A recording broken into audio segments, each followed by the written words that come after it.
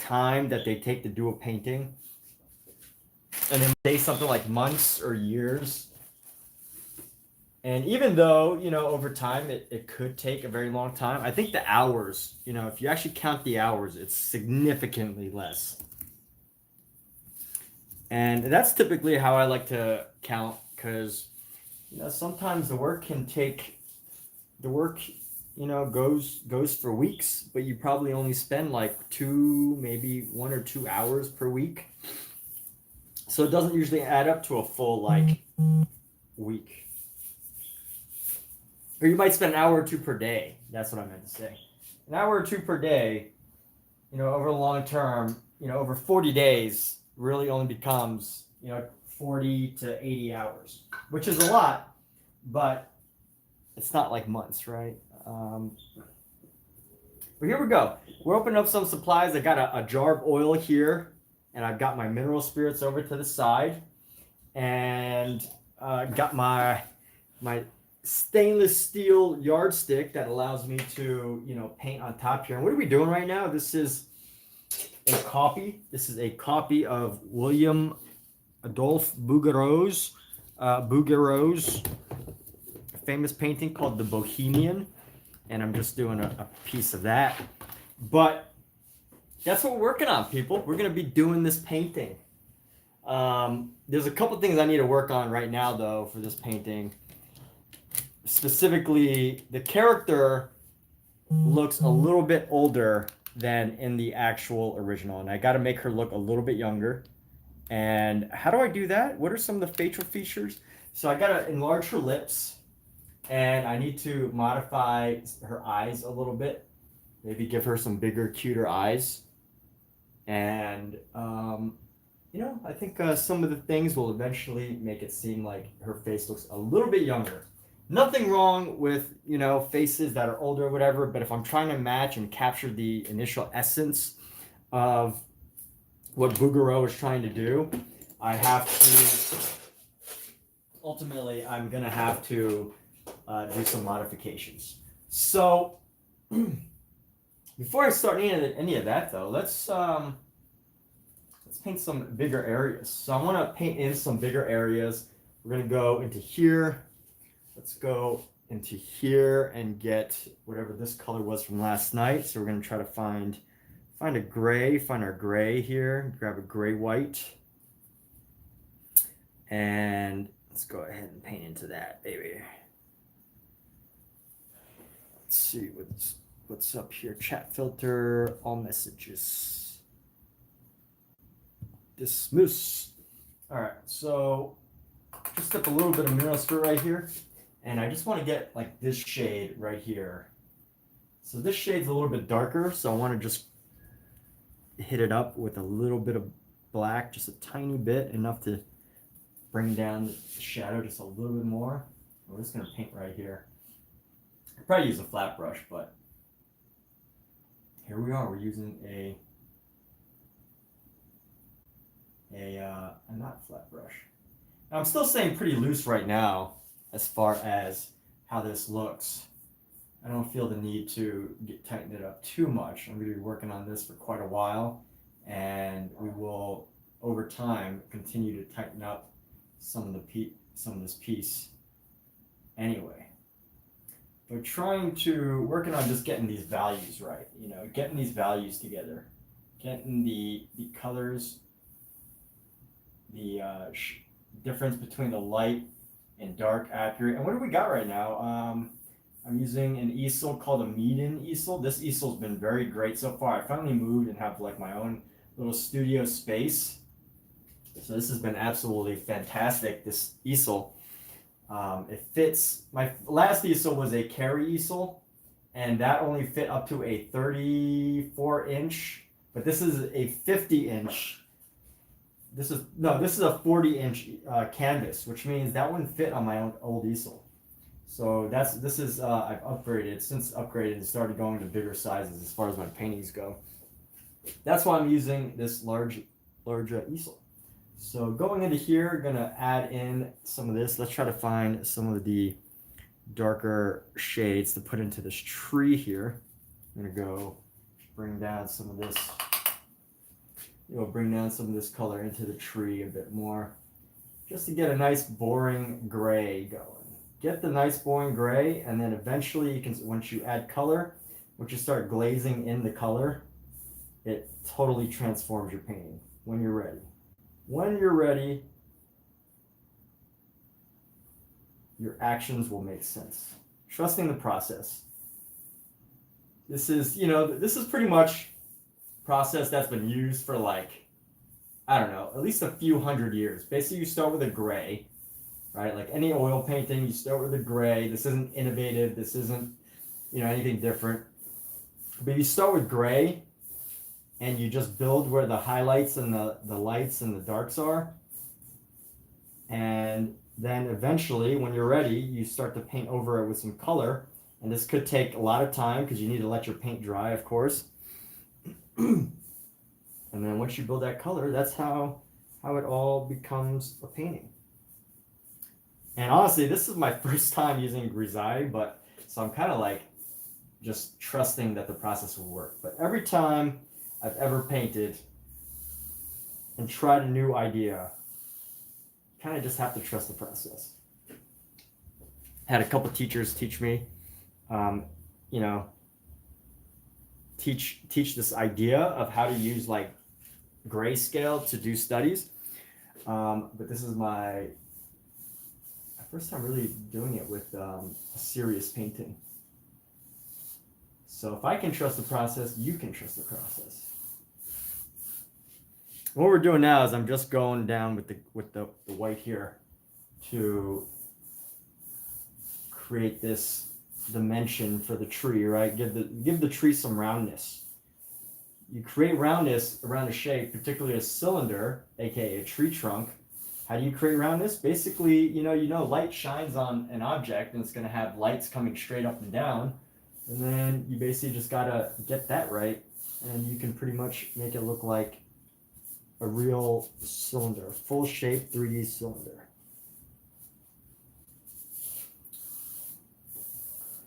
And let's see how that's looking in the video. Yeah, okay, cool. So we're getting to where we want to be.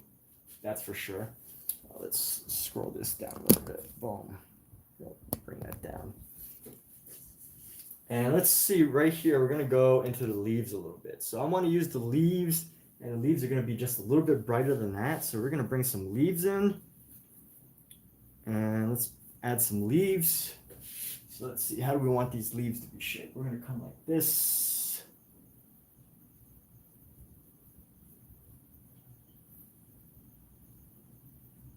It's going to come down right here.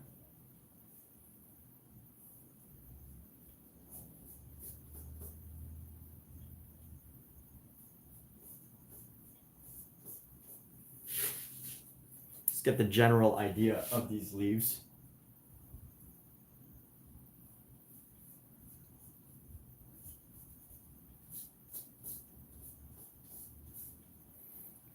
And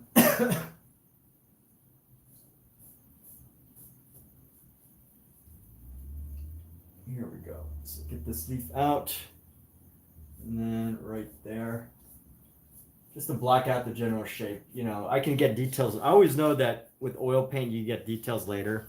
I mean, of course, there is, you know, what type of artist do you want to be? That's a great question, right? What type of artist do you want to be?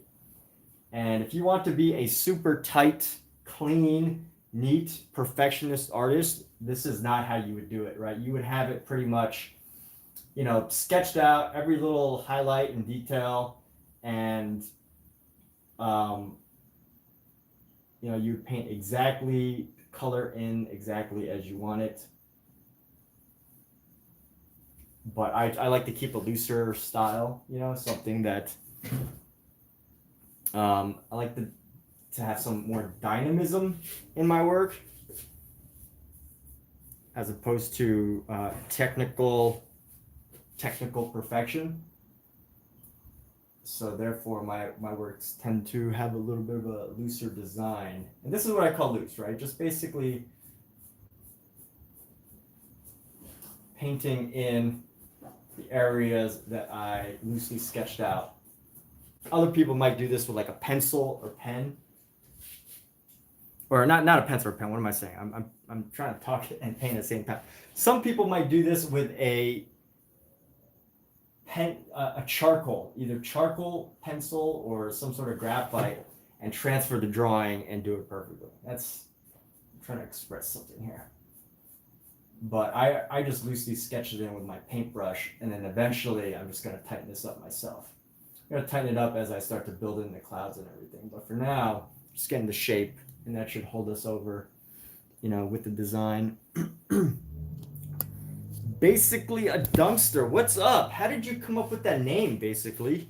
How did you get the name, basically a dumpster? Please share that with us. I'm sure the story is amazing. You must have an absolutely amazing story. A basically wonderful, wonderful life story, my friend. Basically a dumpster. They chose that name. Like, it's funny because we like, when we get names and we hear of like people's names, we know our parents picked it, right? For the most part, people's parents pick their names. And some kids grow up and like, yeah, my parents had a good sense of humor, right? Because whatever name they had, they think is kind of funny. And then you would think, some people, you're like, why would a parent ever name their kid that? But you got to think, some people pick just absolutely hilarious, ridiculous names for themselves on social media. Why would an adult not pick a funny name for their kids, right? Like, just seems so natural. It's just human to have a sense of humor. All right, so anyway, just for fun. Awesome. Love it. Thank you. If you could pick a name for yourself in real life, what would you change it to? Or what would you make it? It doesn't have to be a real name. It could be, it could just be whatever you feel is right for you.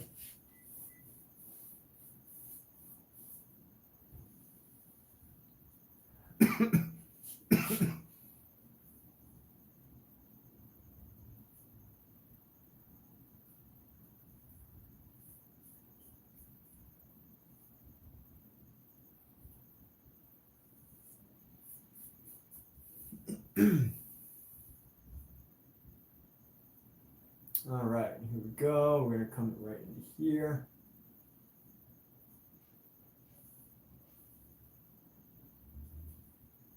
Come right here. And then bring this up. Bring this white up nicely. Let's paint right into here. Boom. Get a nice white area right there. Get that. These shapes right here.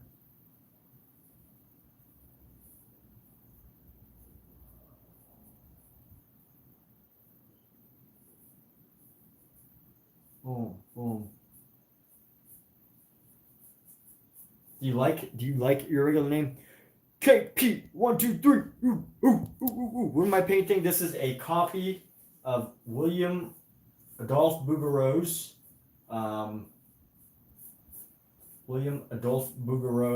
The Bohemian. So you can look it up. You can see the exact piece that I'm referencing, that I'm studying, that I'm working on, that I'm copying, that I'm forging. No, just kidding. I'm not forging. Forging is if you actually try to sell it as, an original. But no, I'm not doing that. I'm just selling it as just a piece. Yes, this will be for sale eventually. I'm not selling it right now because it's not finished unless someone wants to buy it unfinished. If someone wants to claim this piece before it's done, let me know. We can work a deal. We can make a deal. Deals are meant to be made.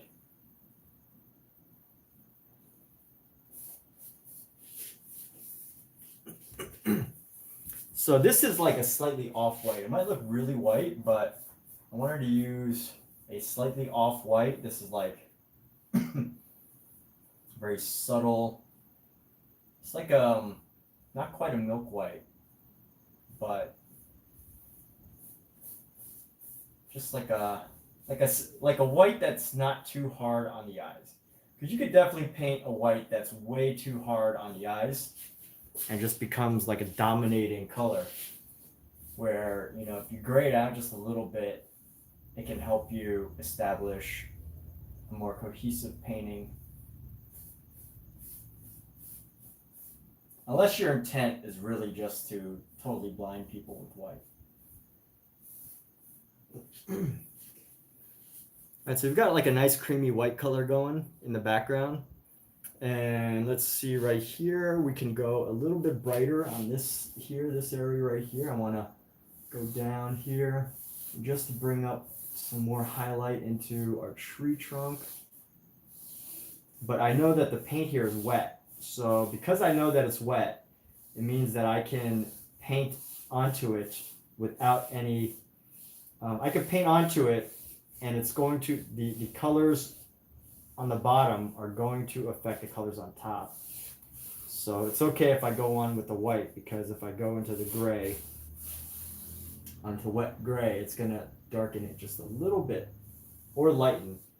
It's going to lighten the gray areas, but it's going to darken the white in general. So just looking to get that done, looking to get, you know, the shape of the cylinder going. And then we can work on that later, the actual effect later. And what do we got here? So we are going to, you know, some of the paints that I'm using, I'm using a Payne's Gray, Winsor Newton Payne's Gray. And this is just the base, right? We're going to eventually put some better colors, some premium colors on top. But for now, you know, everything underneath, I usually use just basic colors. And then I'm using a ivory black. Yes, black, and then using some white. White comes in very handy. Orange is amazing. Thank you. We're painting over the orange. I really do love the orange. But you know, it's a funny thing. Whenever I see this in a painting, I'm like, it's so beautiful, right? But when you leave it, when you just leave it and let it shine, it's pretty cool. I might even just leave this little section right here and then just paint in the body. Who knows? Who knows what can happen in the next 150 hours of this painting. All right. Absorb sunset. Love it. Thank you for the thought. So one great thing about this easel is I can lift it and get my eye view. Omizu is live now. Omizu is live. Omizu the live. Thank you for letting me know. Omizu Paints, another wonderful painter is also live. So that's fantastic.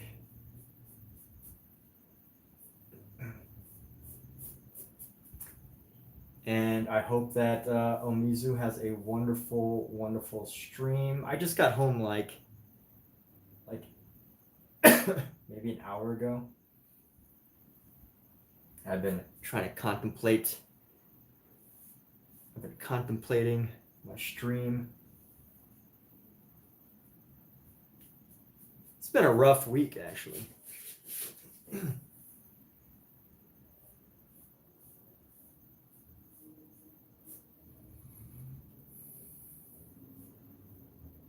But despite that, I hope everybody's doing great.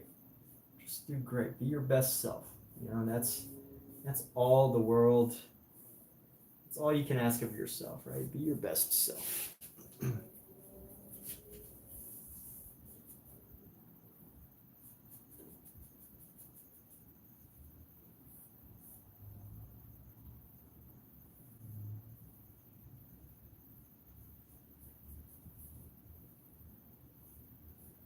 So this brush is a little too big for what I'm doing, honestly. It's a little bit too much, and it could cause issues because, you know, if you're painting so big, you don't get the level of accuracy that you might want.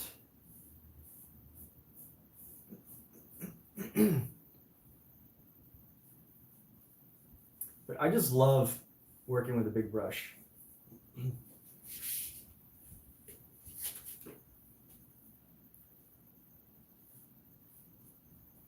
We'll go back into those toes later, but let's see what we can do over here. We want to find some light gray. Let's grab this color right here. This is like a dark gray.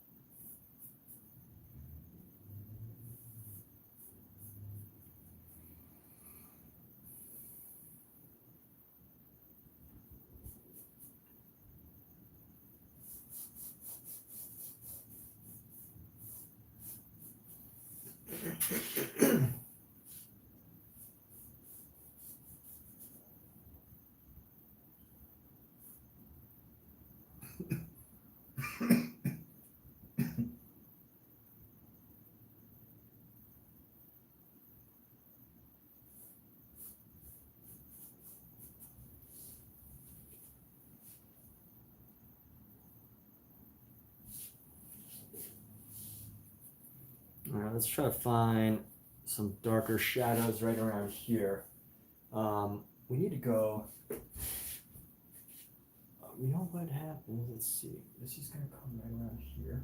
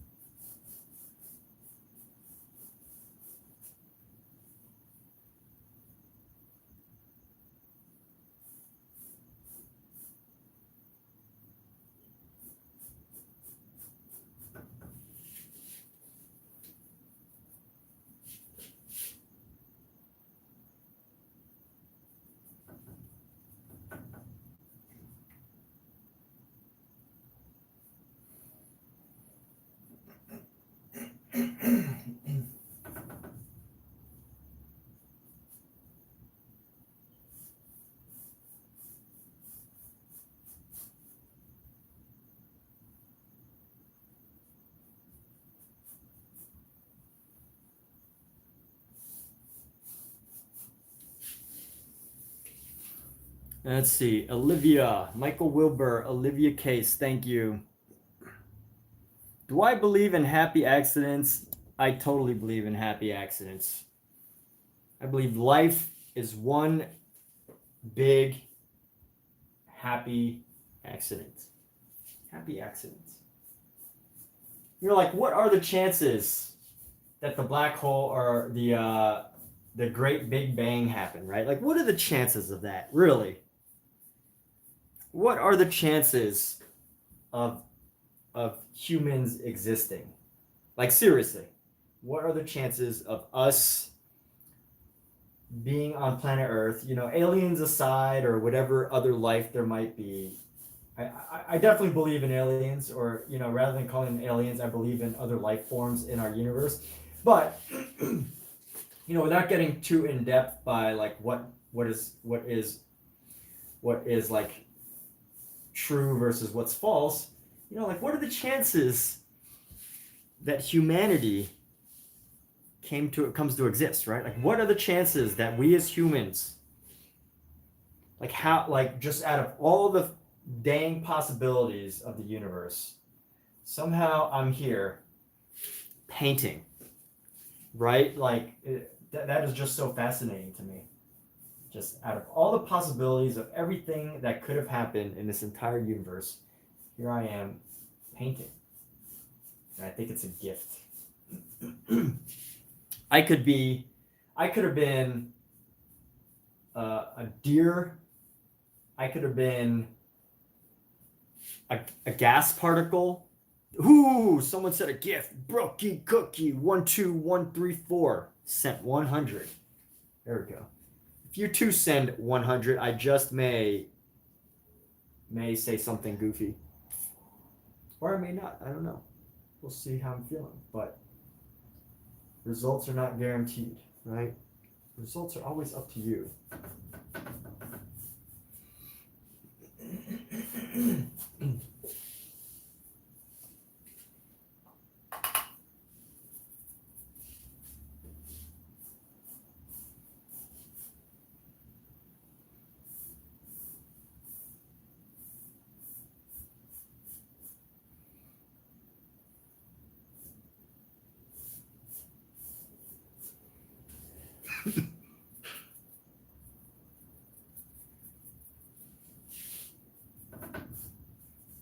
Yo, Omizu! What's up with Omizu? Go paint you a Birmingham? What is a Birmingham? Please do inform us. I will look this up later, but I'd like to hear from Michael's own words what a Birmingham is. Like, what if I don't like Birmingham? I might not paint it. I don't know what Birmingham is. I know Birmingham, Alabama. I don't know Birmingham.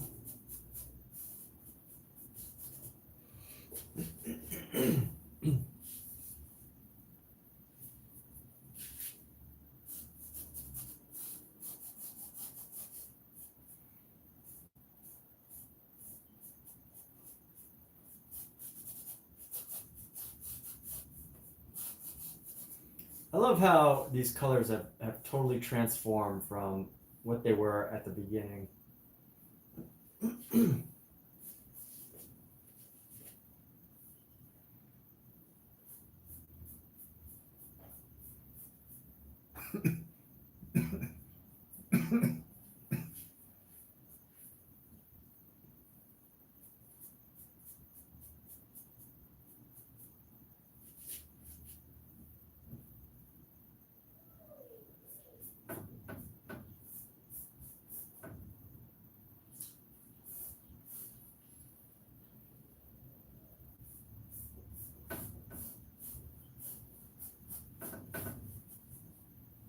How's this leg looking? This leg has really been bothering me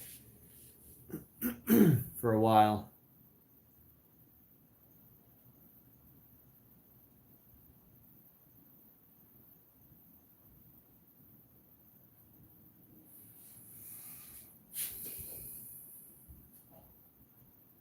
Look at all the moderators we've got. Isn't it amazing?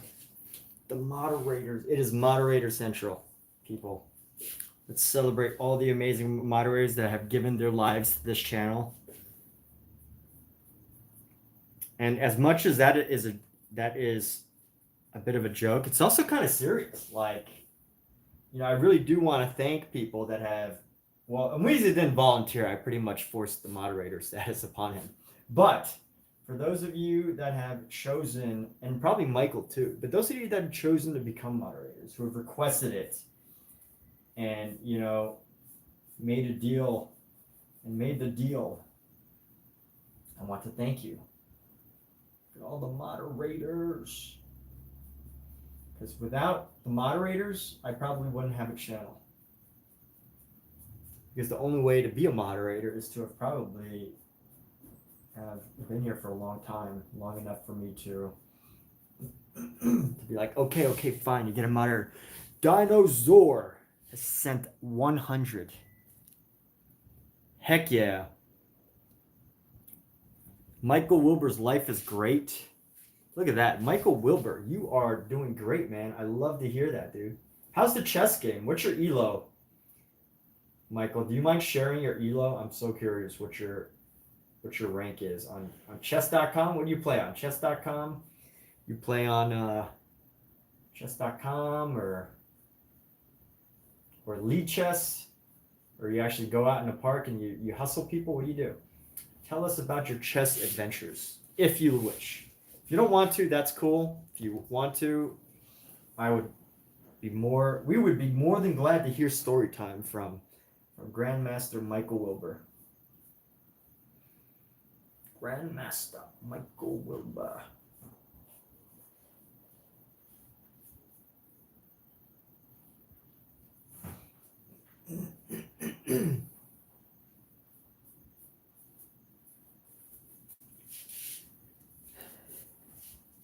And bid on it and be the neighbor.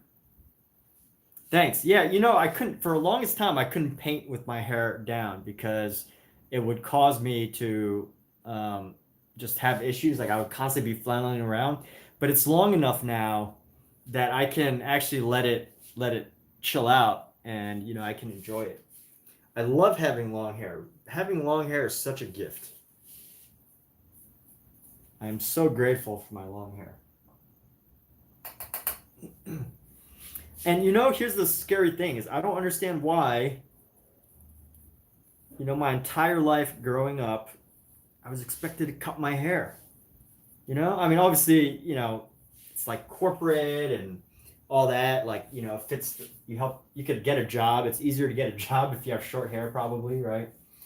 But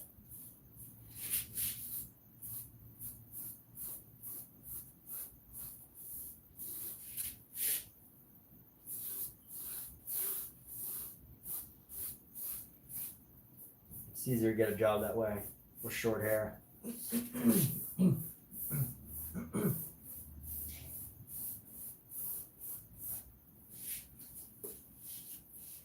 I know why I didn't have long hair growing up. I know exactly why, because my parents didn't want me to. You know, I do remember, now I think of it, maybe it's an act of rebellion. You know, like I do remember as a child, I remember one time I was to my parents, I was like, I want to grow my hair out. I want to have long hair. And they were like, no, never. You can never. So, you know, recently, my mom's been talking about my hair a lot through text messages. Been trying to teach me how to take care of my hair. And you know, and then I was thinking, I was like, what if my long hair is simply an act of rebellion from when I was a kid and I wanted long hair? Or maybe it's like destiny, right? Maybe my hair is like destiny. Now was the perfect time to grow it out because it was just never the right time before. So rather than thinking of it as an act of rebellion, you know, at some level, maybe as a kid, I knew what I wanted. I always knew what I wanted.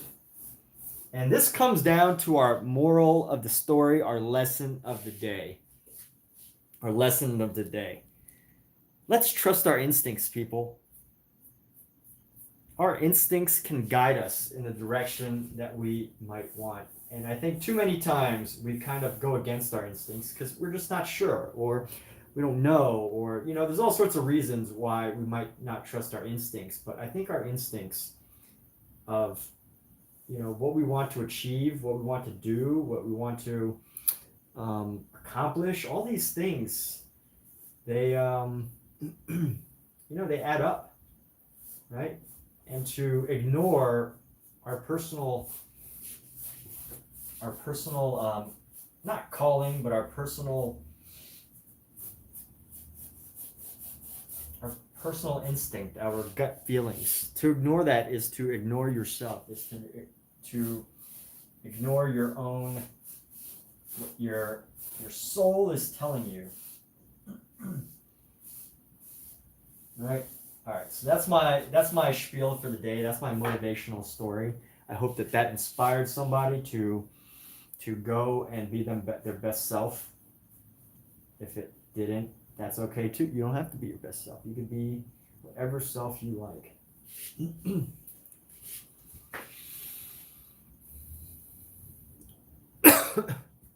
There's still something wrong with this section, but maybe I'll figure it out later.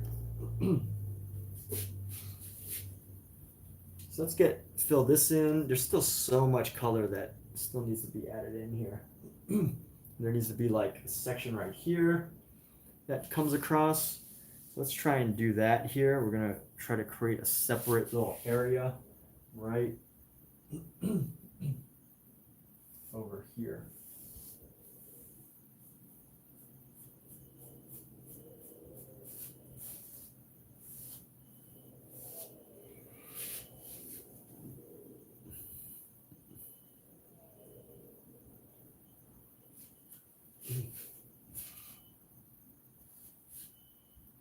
No, it needs to be a little bit shorter here.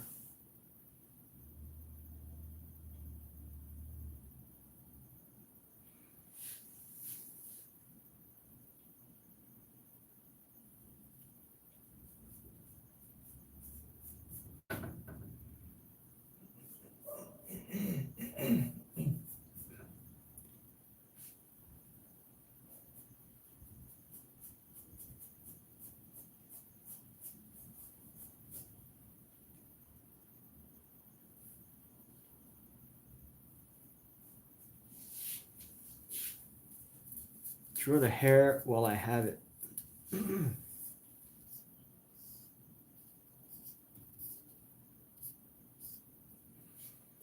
All right, it sounds like Kate wants us to go check out her channel. Is that right, Kate? Gotta confirm.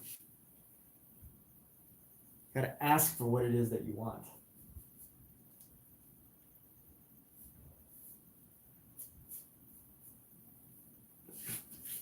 Really, we should ask Kate, what is it that you want out of your YouTube channel? I think this is an important conversation, because anytime you're starting a channel, like, you know, you got to have a direction. If you really want it to succeed, if you just, you know, just want to do it for fun or fame, you know, even if you're doing it for fame, you gotta have some direction of where you want it to go.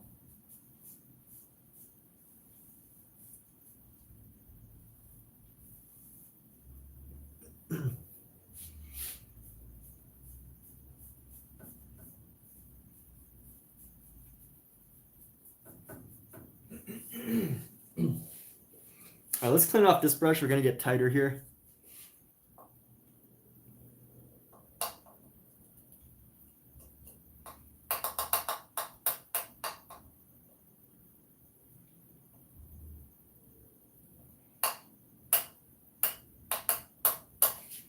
So how do I clean this? I pretty much get mineral spirits. I dip my brush in mineral spirits right here. I don't know if anybody can see that actually. And I just wipe it off. The mineral spirits come right off. The mineral spirits pull the... Mineral spirits pretty much increase the wateriness of oil paint, thereby make it more separatable, right? I think it kind of like breaks apart oil paint and makes it more liquid, and thereby, I don't know the exact term for it, it liquefies oil paint pretty much and helps it to separate from the materials. That's not the scientific explanation, okay? So anybody who's out there who wants to get all scientific on me, it's not, I know.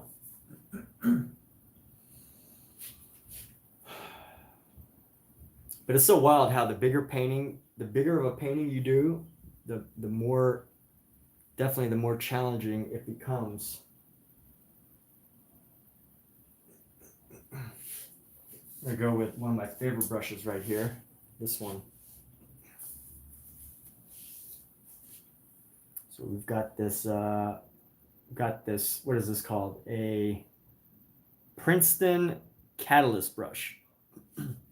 So Princeton Catalyst brush.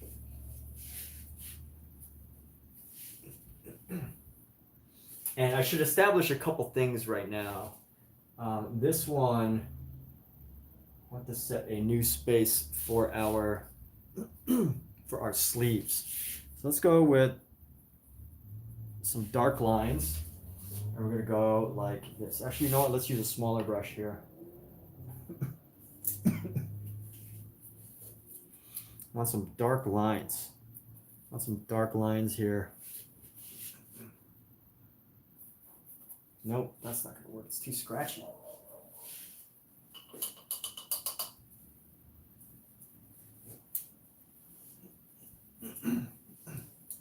All right, let's use this brush. This brush will work. Ivory Pointed Round from Rosemary Co. Rosemary Co should definitely do a deal with Amazon. I would love to promote Rosemary Co brushes on Amazon.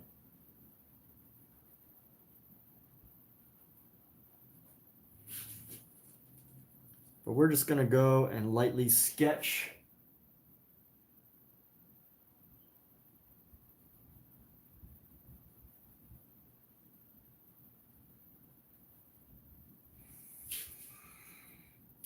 Lightly sketch this color all in.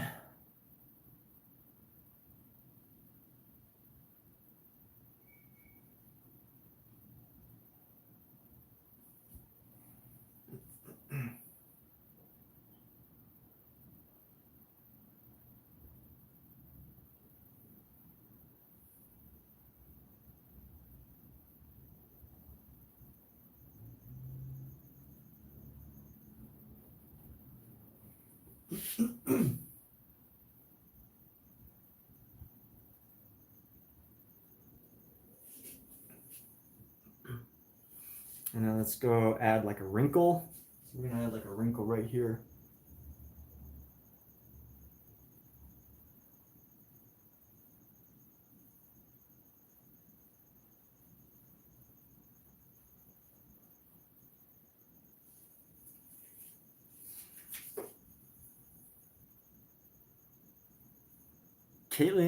Kate says she did a post on YouTube video.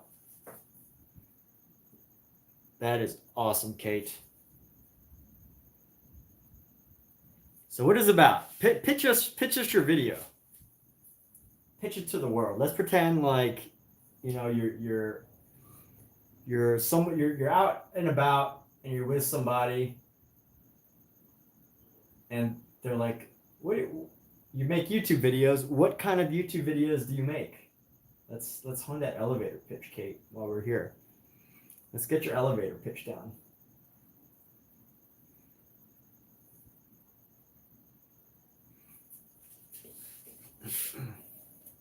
Kate needs an elevator pitch. So that's where we're here. Michael Bubble. What do you mean, Michael Bubble? I know you mean Michael Bublé, but like, you know, what do you mean? Why are you talking about Michael Bubble? So here we go. We're gonna grab this gray here. We're just gonna come right into here.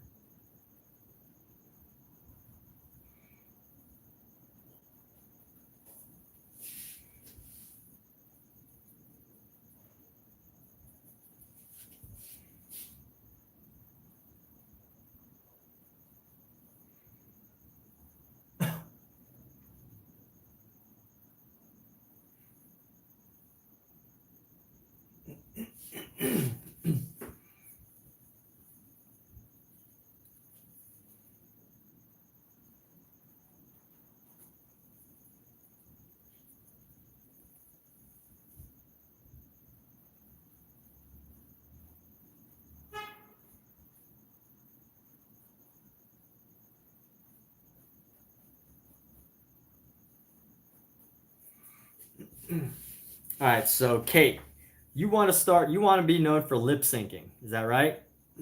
That's what you do on your channel? Is that what you're telling me? Let's get your elevator pitch.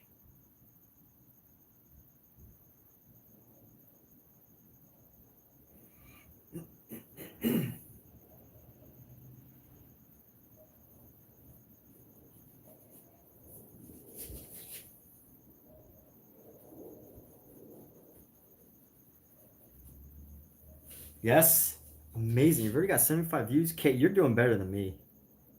Kate, I should be asking you how to make a good video. I should really be asking Kate. Kate, can you fill us in on your tips, your strategies on making a great YouTube video?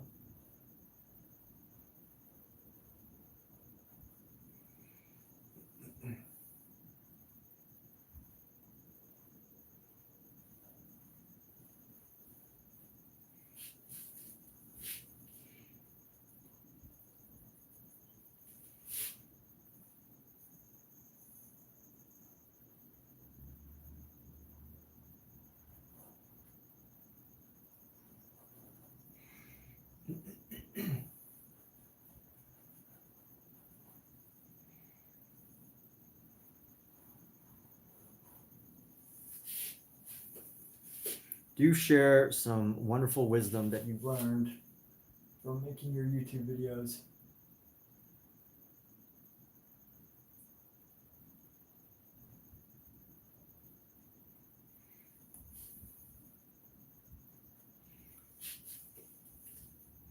Yeah, at this point, I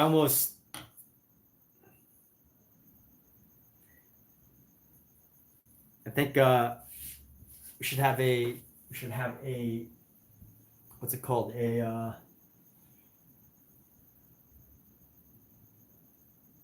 brainstorming session. It's fun. As soon as Kate became moderator, Dave stopped coming, and then Omizu does his own thing. But this would be totally a great time to brainstorm the success of Kate's channel.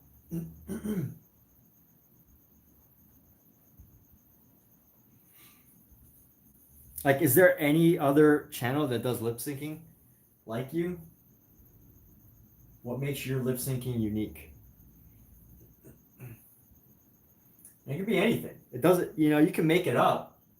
The beauty of whatever you make up is that you can make it up. And you know what? People will probably just take it for the truth, right? The only reason you would spend the time to decide now is so that you have an answer, a prepared answer for when someone does ask you in real life. That's where we come in. Where we come in. The viewers of this channel, we're here to help and support.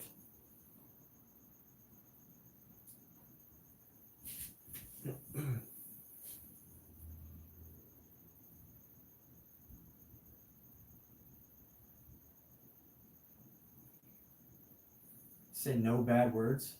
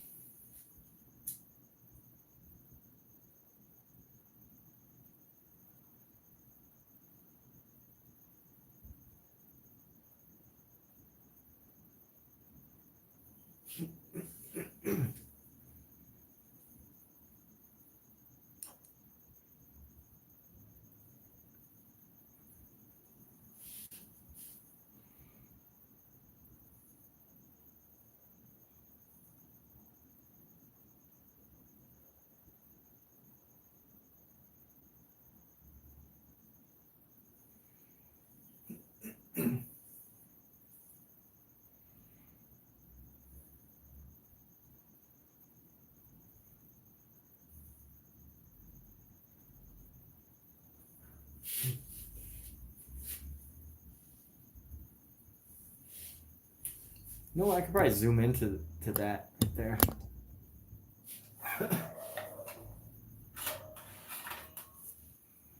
Let's zoom into the area that I'm working on. Can I zoom in? No, I can't zoom in on. Can't zoom in on that. I can zoom in here. Excuse me.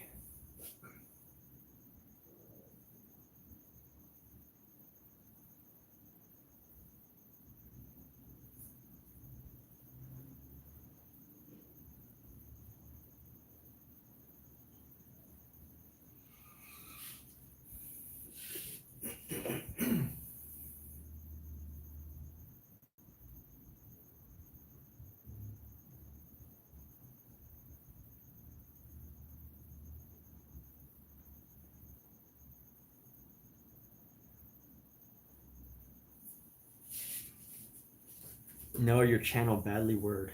Okay.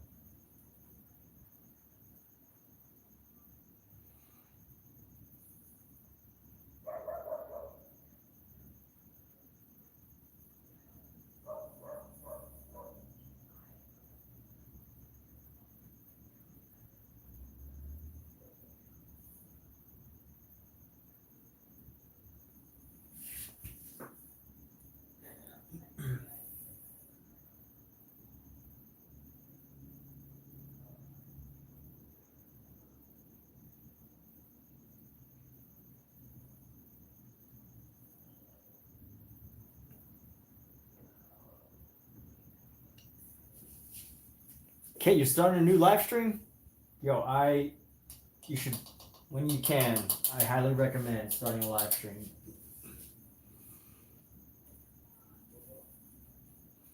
Live streams are awesome. Live streaming is the greatest. All right, let's go and do this violin here. So we need to increase the density of the color for our violin here. So we're gonna increase we're gonna get this painted nice and deep here. Let's go with this piece. We're gonna go.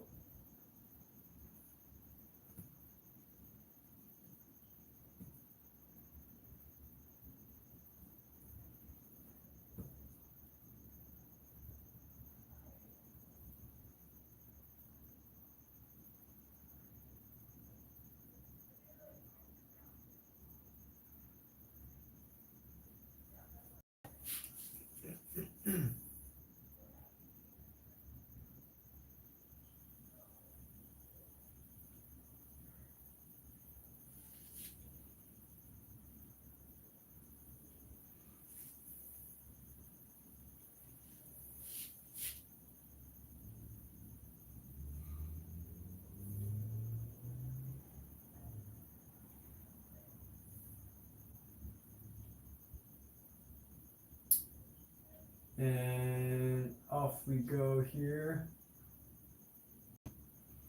Got that. You know what? We can actually extend this just a little further out. We're going to extend this all the way across. We're going to go underneath here. Is that right? All right, we're going to go underneath. We're going to continue across.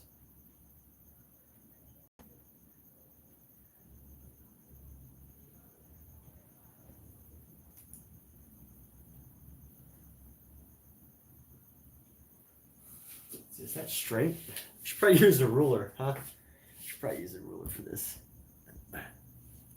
How's that violin thing looking?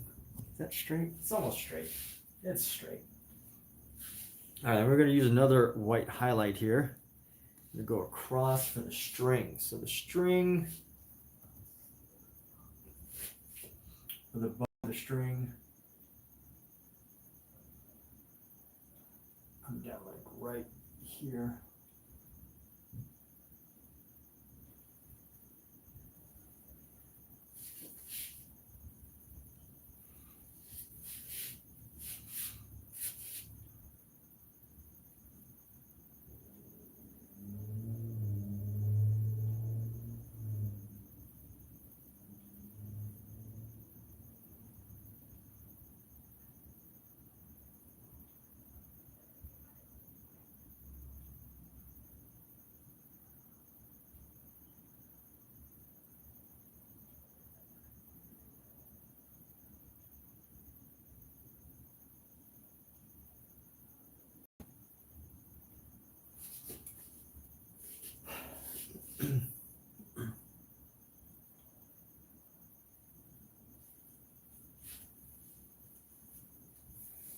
All right, and then we're gonna go find our grays again. Find our gray in here. Start right over here.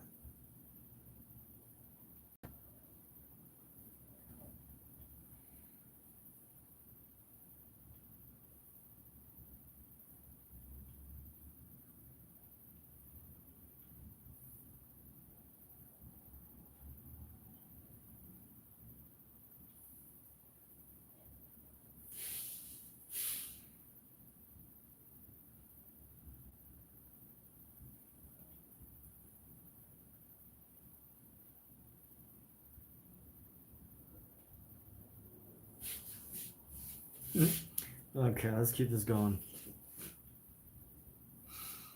All right, let's go right under here.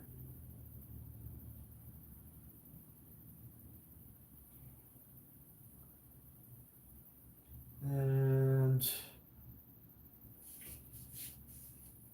need to paint the rest of this violin. That's what I need to do.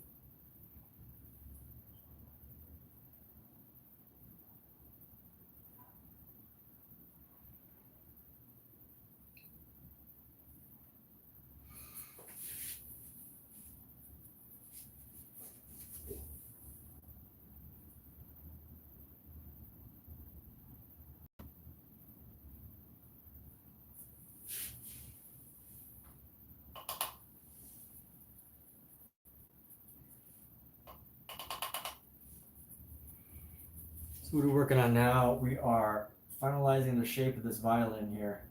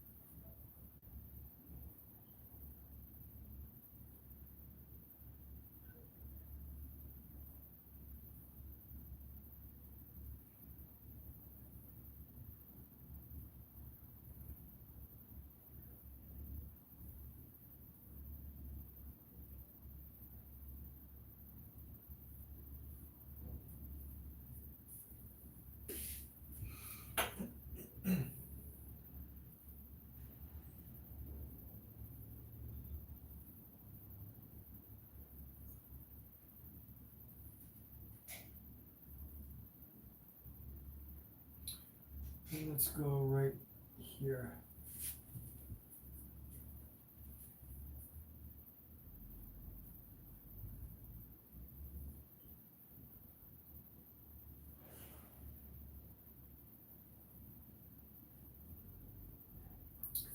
All right, so we've got the shape of the violin going, got the general idea here. Let's start to put in some highlights into this violin thing.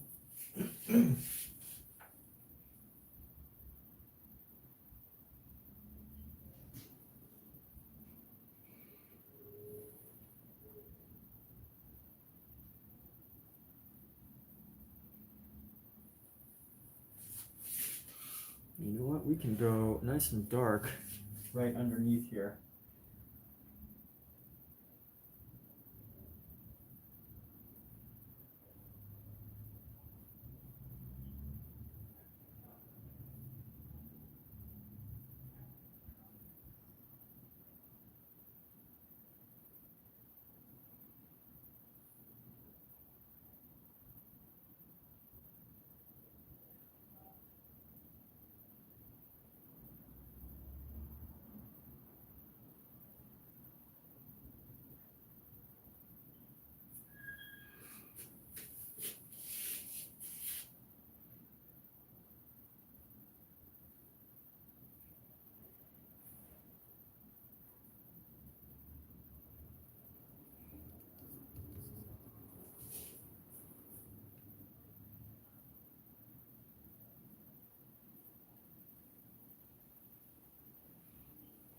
All right, let's go.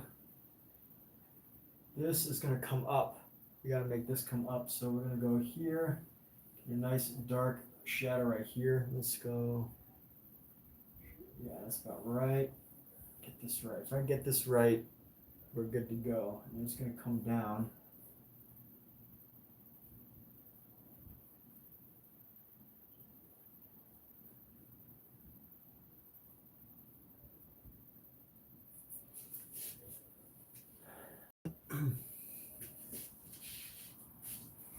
And we get some more black in here. So we're going to get some black right into here. Get nice deep shadows right into here.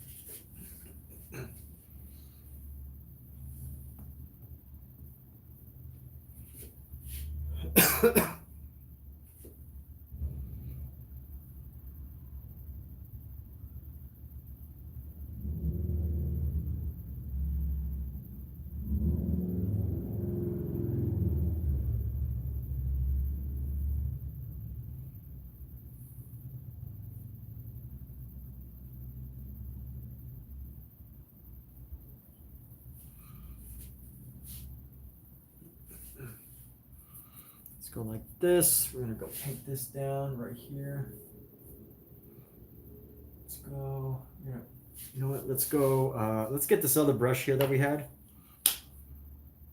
Yo, KP's got a surprise. What kind of surprise?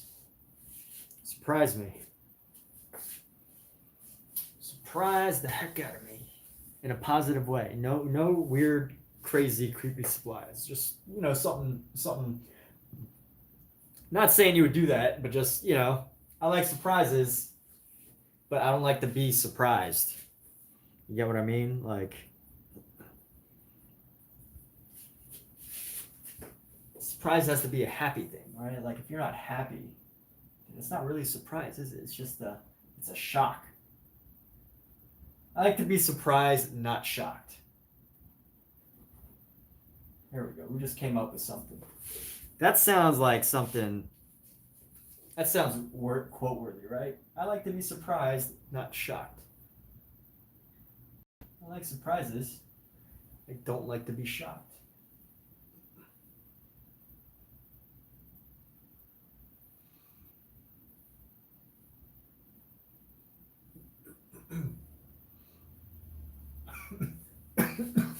Excuse me.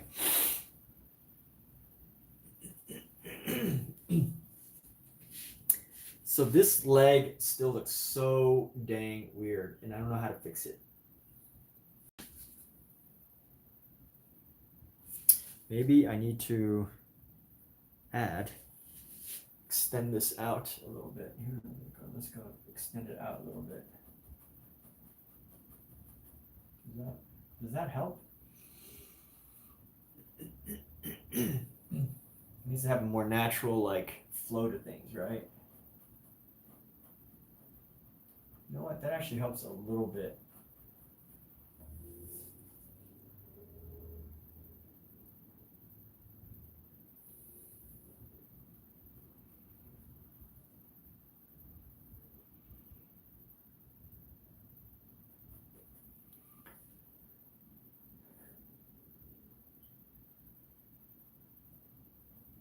Why? Why does this part look so janky? Janky! Why does it look janky? Help me out here. We're gonna go like this, and we're just gonna cut across like that. Maybe that's gonna help us out a little bit.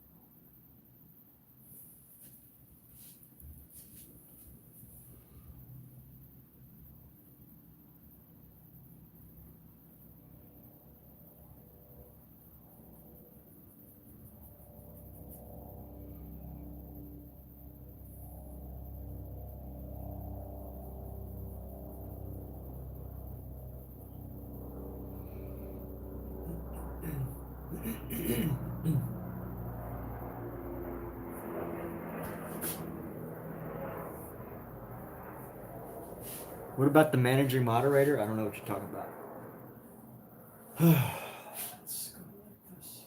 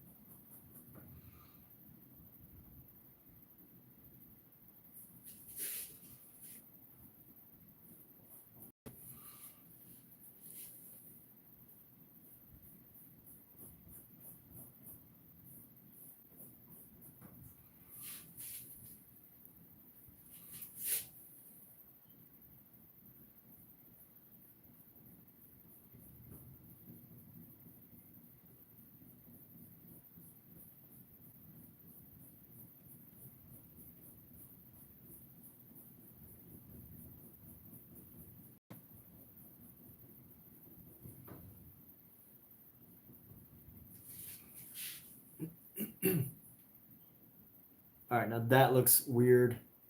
Wherever this leg right here, that's where this thing needs to originate from. Wherever this needs to come right down here.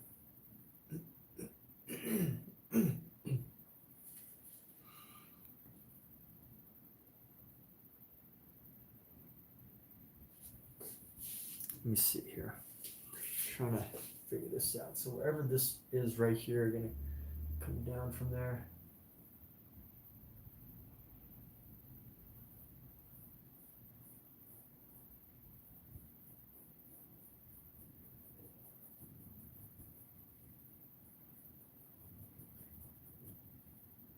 And then we're gonna come across as well.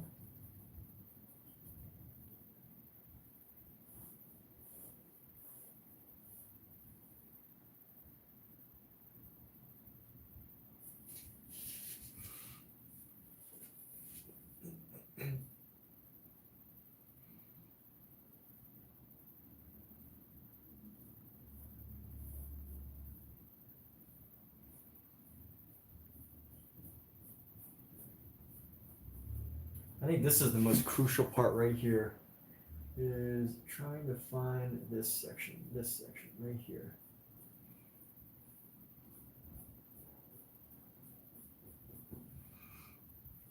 This leg looks okay. That leg makes sense, but this knee, size of this leg compared to this leg is just ginormous.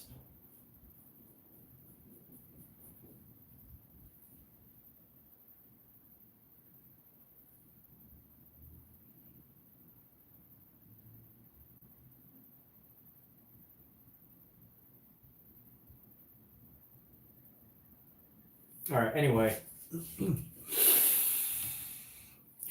Let's work on some other areas. I'm getting too distracted by this part right here. All right, let's see. Right here, I'm gonna come down. Actually, I'm gonna come right above the violin here.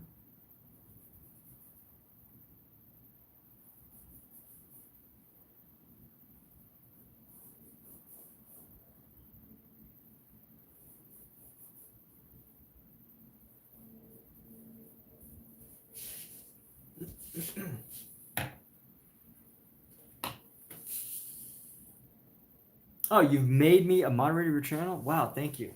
I'll be right back. I need to get a drink of water. I'm very, very parched right now. I need a few moments. I will be back very soon. Be right back. I just need a drink of water. We'll be back in a moment, okay? Scout, what you up to, my buddy? What you doing, my boy?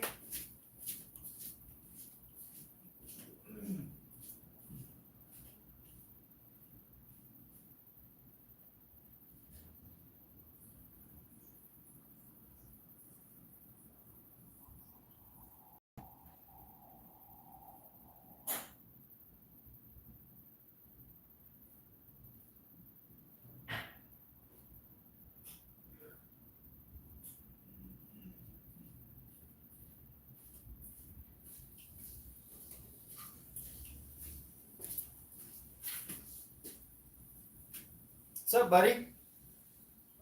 Come here. Why are you running away, dude? Scout, come here. Come here, my boy. Wow. Give you a big hug. Give you a nice big hug, my friend.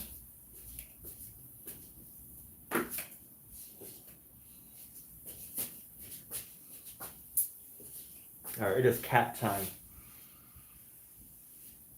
It's time to give my cat some attention. Say hello.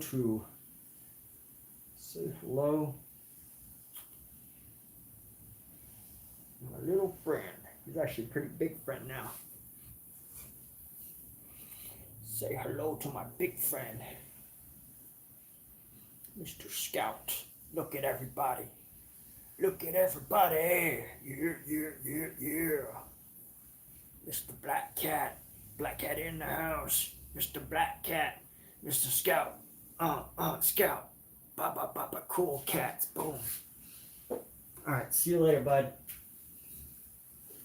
That's how he tells me. It's so funny because The way he tells me that he wants to get down is he makes like the tiniest little peep.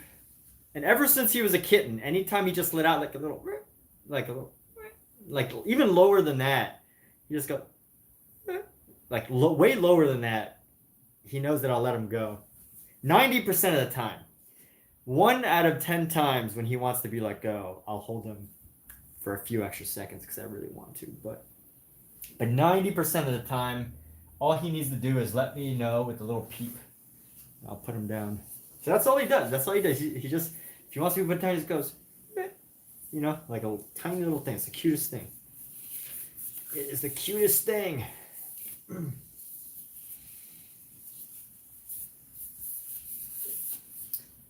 Sometimes it's just too quick though, you know? Like I hold him for like 5 seconds and he just goes, and then I gotta put him down. Gotta put him back on the floor because he doesn't want to be held anymore.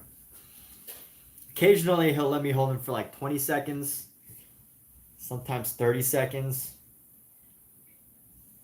But he just goes in his tiny little cat way. And he's on his way to off to his little cat adventures.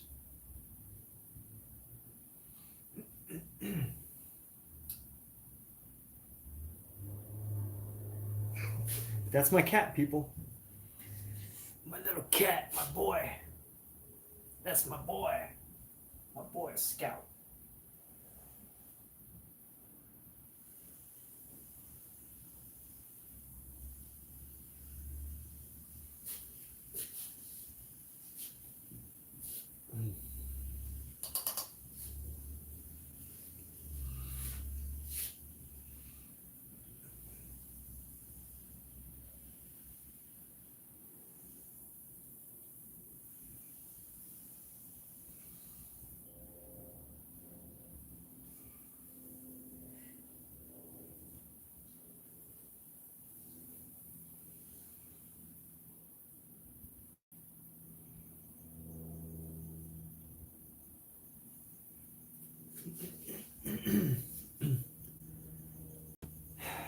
Let's keep this going. We're just using a nice small brush here to do our painting.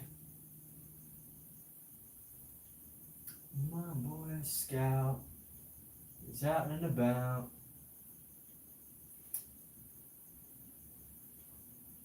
Let's talk about AI. So I just found this new AI tool. It's called Suno, S-U-N-O. And basically it makes music. It makes music. You'd give it a song. You type in a song idea and you tell it what style you want, and it'll make the song for you. It blows my mind. This AI tool, and it's quite scary actually too, because you know nobody is safe from AI, right? But I couldn't help but make my own song about my cat. And I'm like, you know what?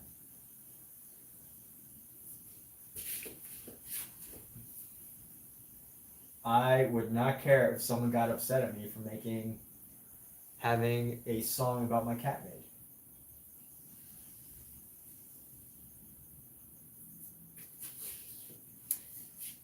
But it is scary. You know what? This brush is way too small. I don't know why I keep using it. It's too small for what I'm trying to do. Time to switch it up, baby. Let's switch it up. Something a little bigger, but not too big. Not a little bigger, but not too much bigger.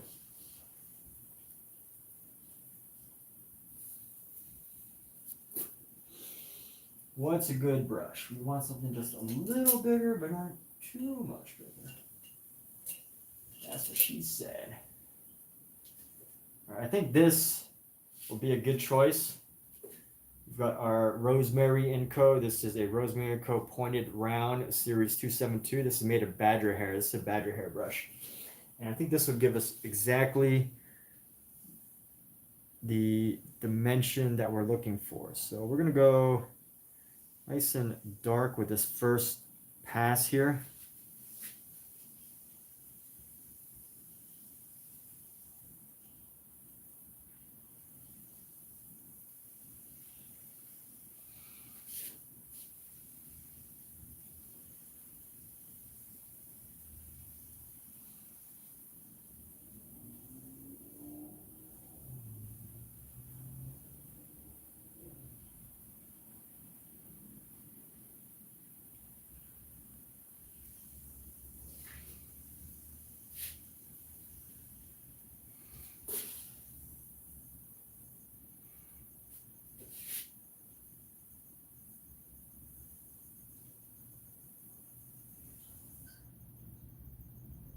And here we go. We're going to come around like that.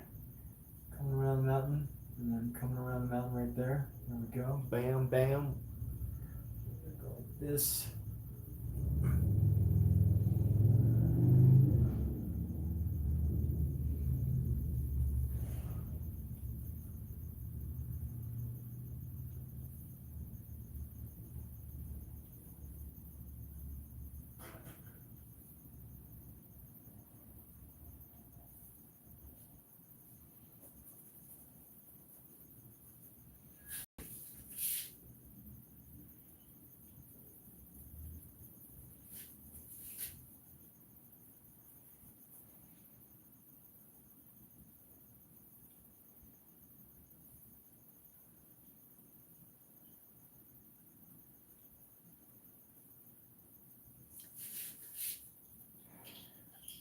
Nothing tomorrow. Big tell.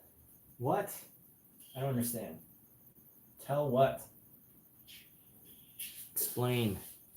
Explain to me. I do not understand Kate speak times.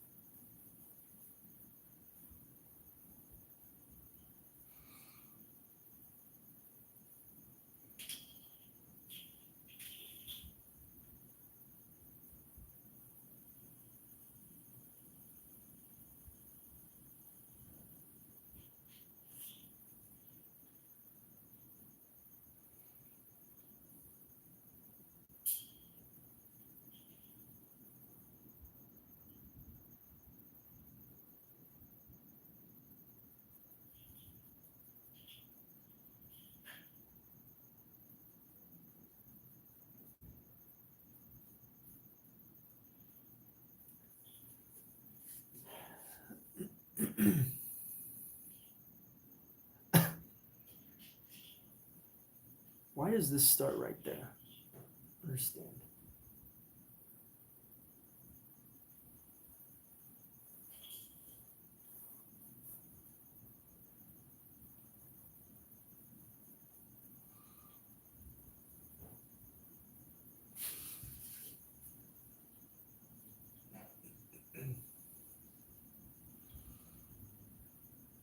What is going on here? What is this craziness?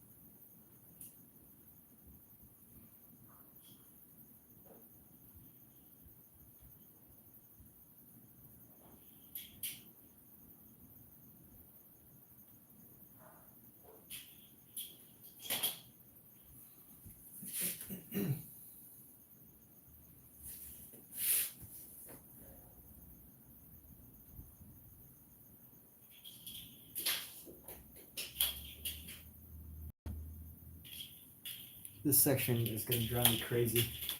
Scout, my boy, what are you playing with? You having fun, dude?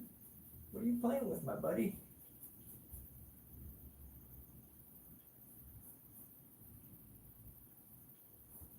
What's up, my man? My cat.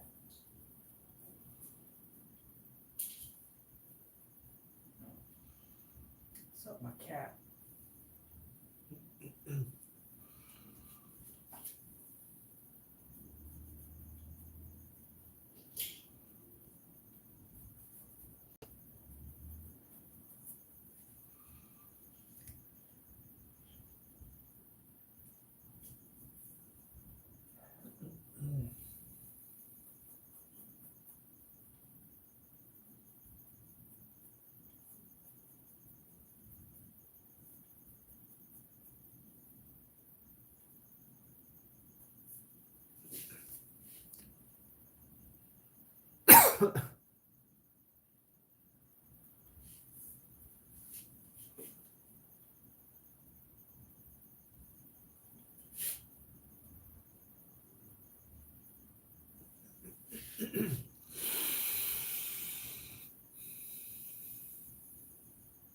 All right, last thing I want to do for the night.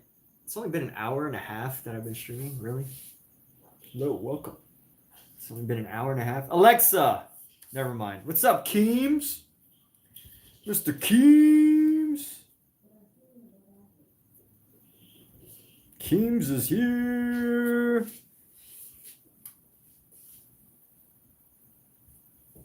What's up, Mr. Keems? Mr. Keems is here. The Keems. If it isn't the Keems.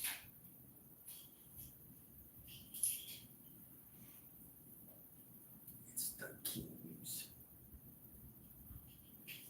The Keems.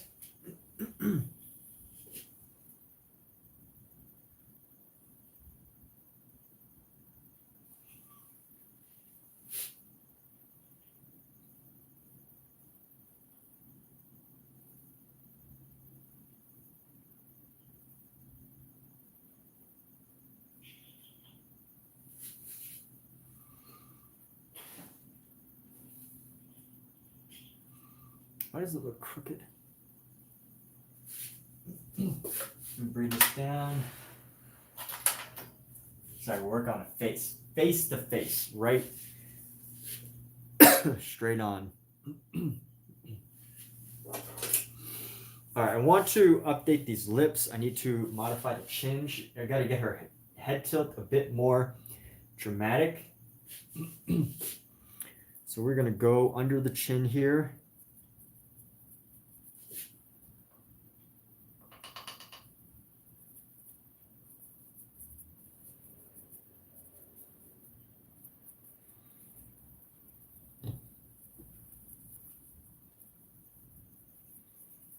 Gonna go under the chin, and let me see how I can do this. We're gonna go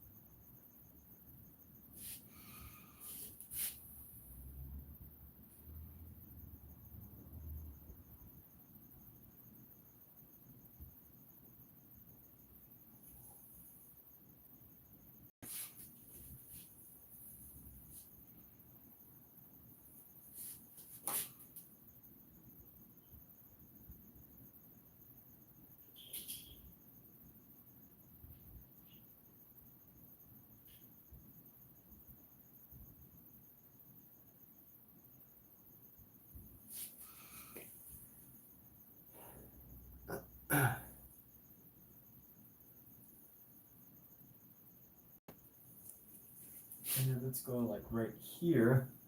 I want to round this. Can we round that face? No, we gotta round this side of it. How do we do this?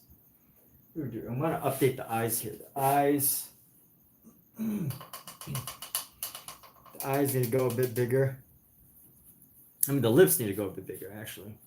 I make the lips a bit bigger. So We're gonna make the lips bigger here, give it more of a cute lip look. Just need to go past the ear.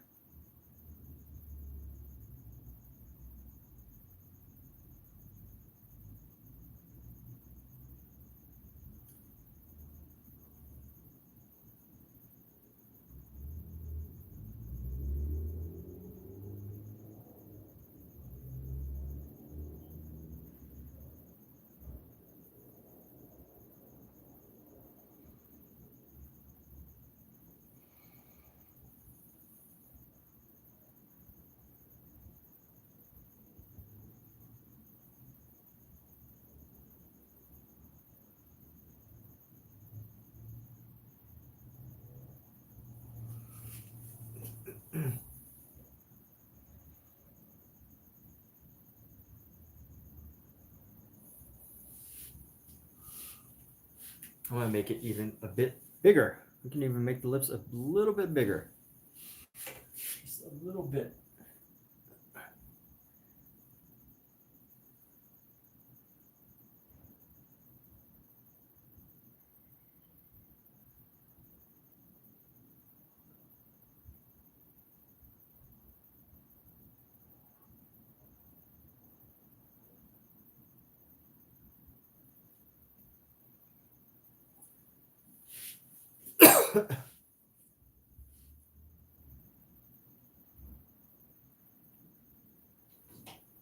That actually looks a little bit better.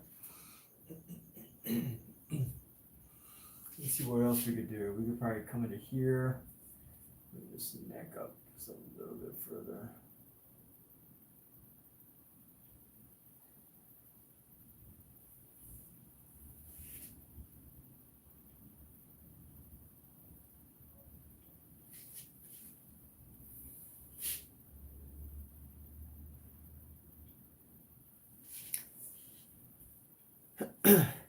And then what I want to do is I want to go under the eyes here. What I want to do, I want to reshape the eyes. This side is a little bit too droopy.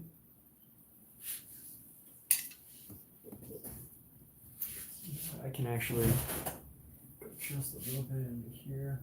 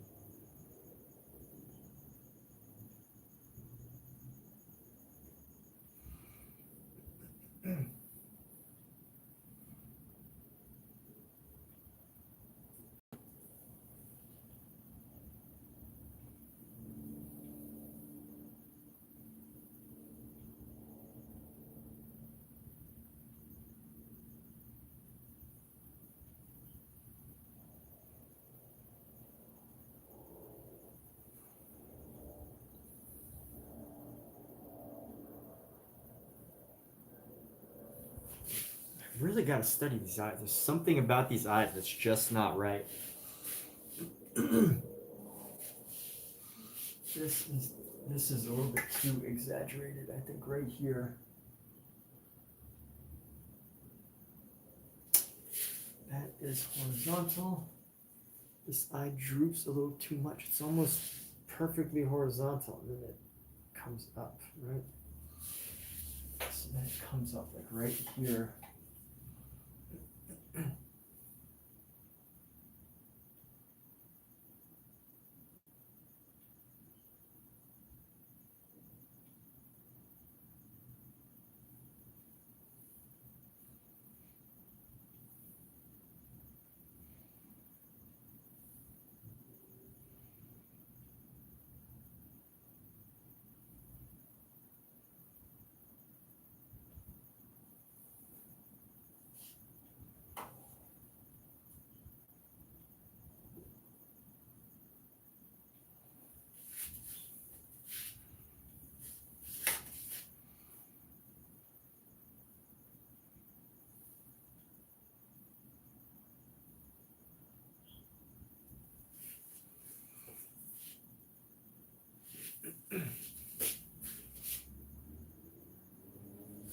let's get some highlights into here, onto the face here. Too much. There we go.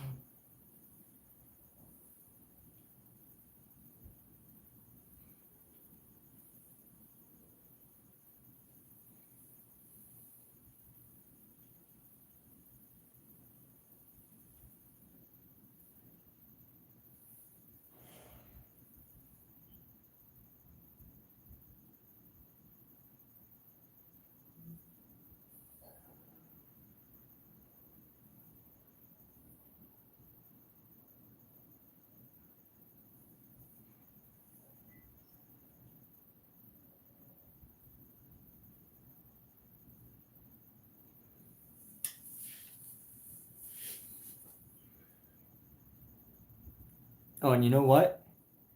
These eyes need to kind of go a little bit further to the right. They're looking up here, but they need to look to the right. So I need to update that. Let's clean up some of this brush. Creeps you out now? Why? Looks too real?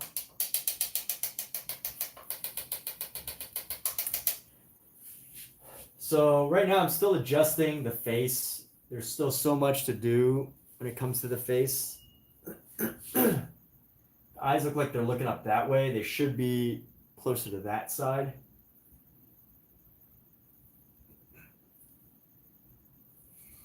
So we're going to make some micro adjustments here. Some super micro adjustments to get the eyes just right. So we're going to grab an off-white for the eyes.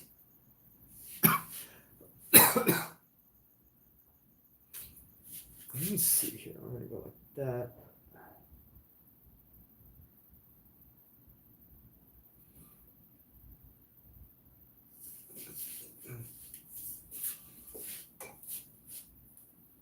This is going to come up.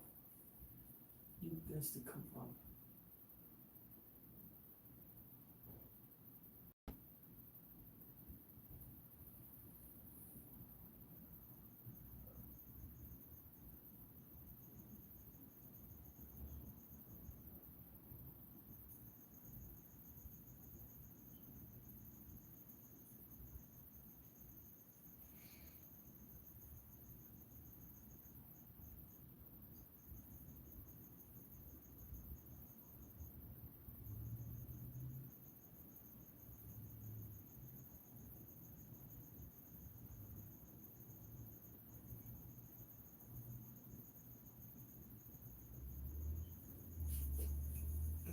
I'm gonna go touch this up just a hair.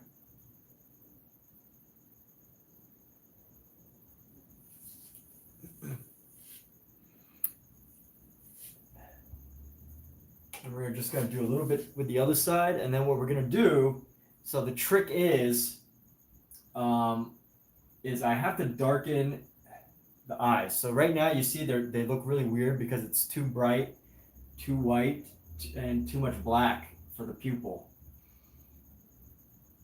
And what needs to happen is that we have to reduce that darkness and that whiteness.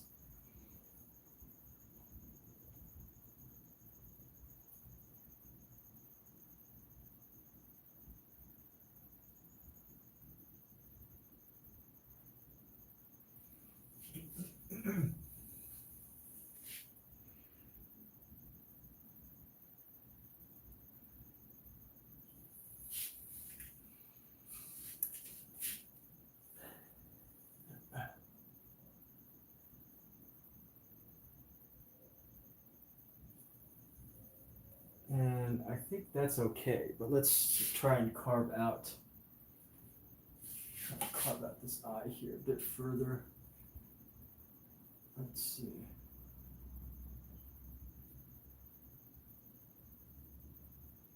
Carve it out a bit more.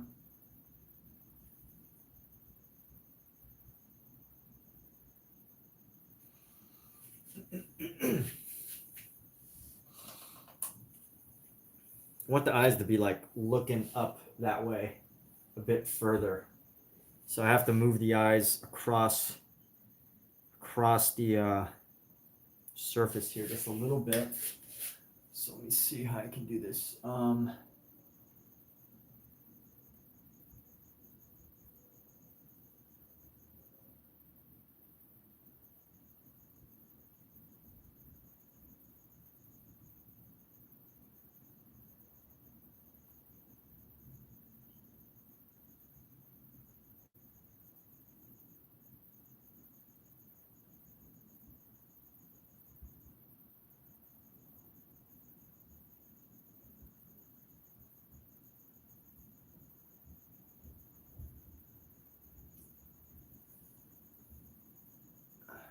That's not gonna work.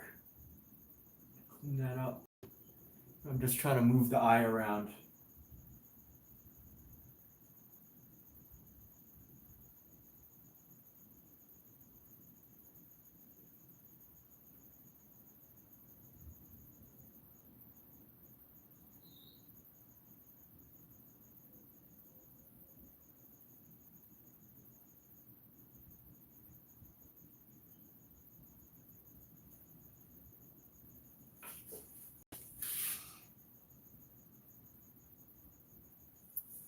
And now here we go. So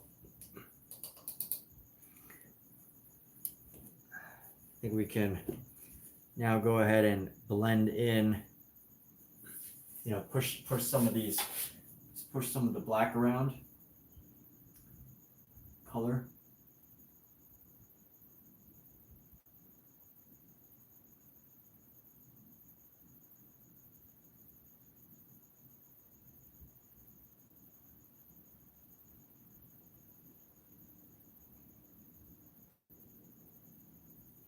Am I blocking anything? No, right?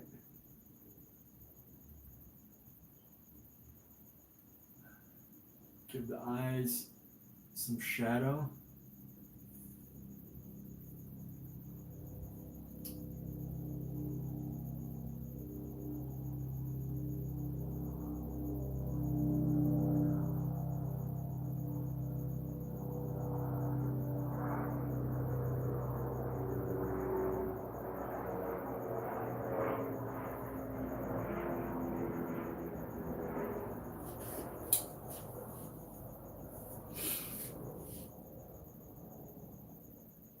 A little bit better. This side's still got a funny shape here. So we're gonna modify the shape to be more circular.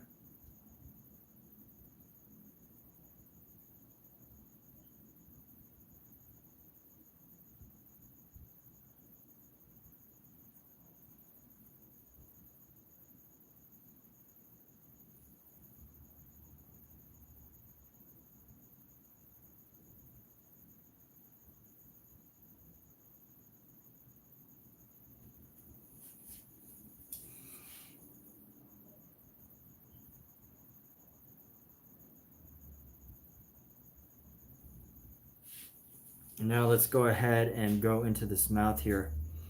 So we're going to go into the mouth, create a nice little like lip line. So we're going to come down here, keep the upper lip a little bit smaller.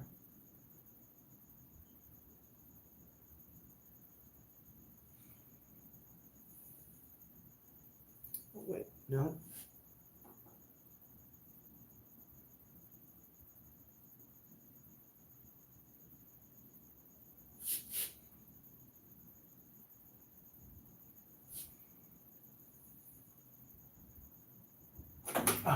Oh, what happened? Look at that. Oh, my goodness. That looks horrible. Who can see that up close? Look at what I just did. Look at that. Look at what I just did to her lip. Oh, man. Oh, horrible. What just happened? But it's okay. It's okay. It's a happy accident.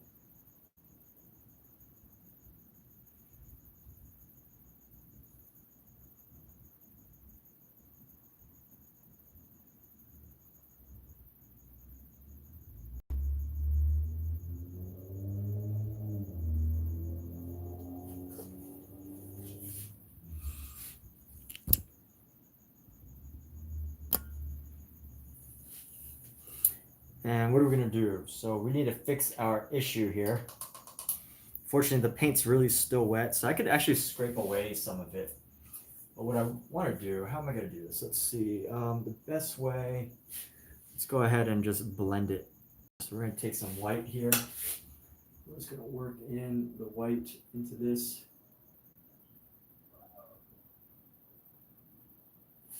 Let's get a little bit gray.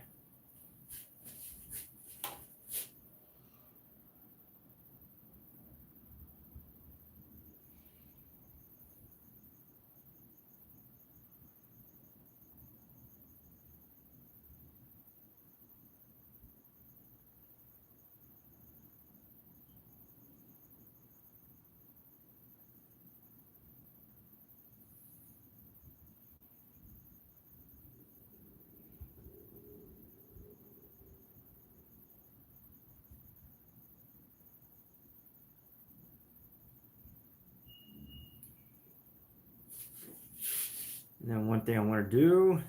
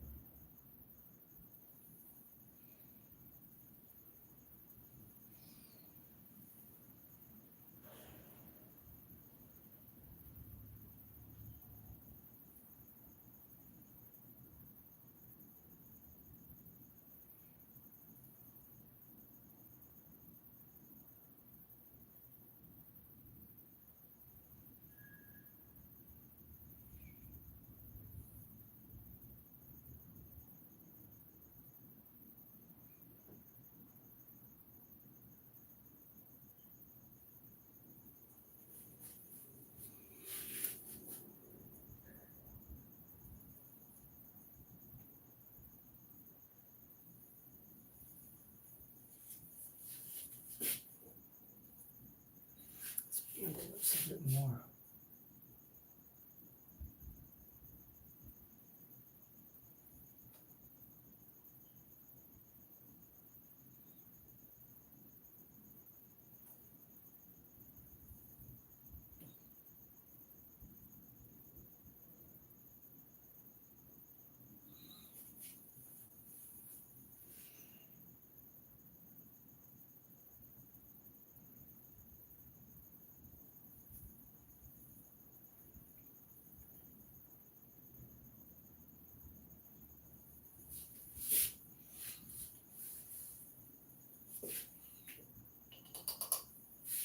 Clean off this brush. I want to do the eyes just a little bit. Update a couple items on the eyes here. And then we're gonna work on the hands a little bit. We're gonna work on some hands. So this.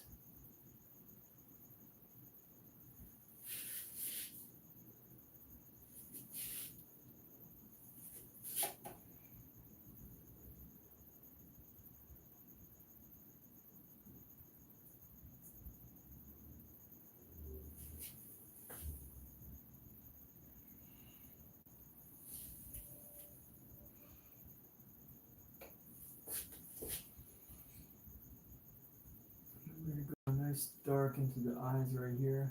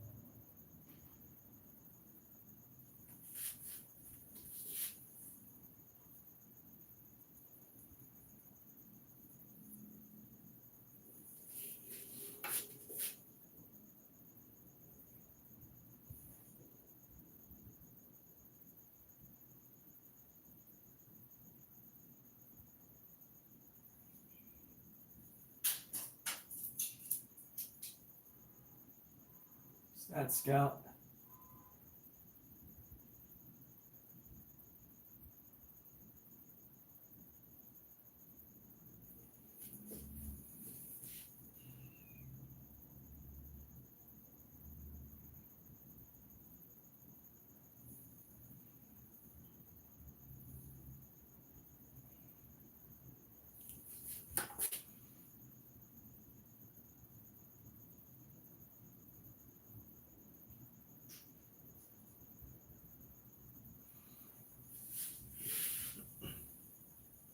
Let's do ever so subtle little eyelashes right here.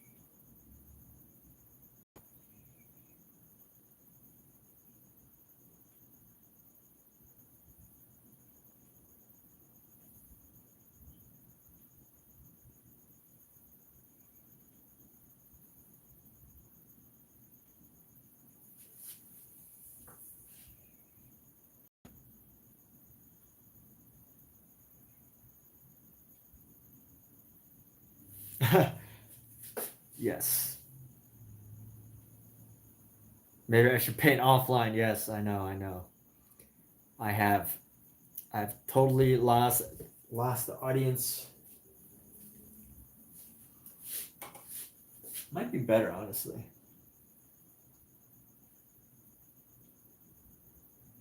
It's one of those things, man.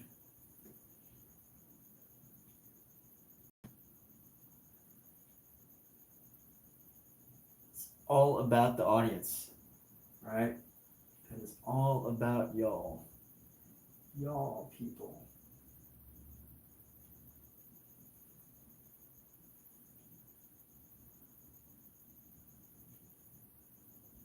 Y'all people. Thanks for keeping me on my toes, though. Thank you for keeping me on my toes.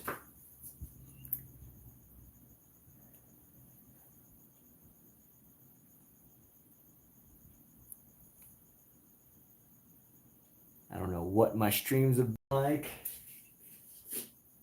Thought people would keep me on my toes. Maybe I would just be one unstreaming streamer.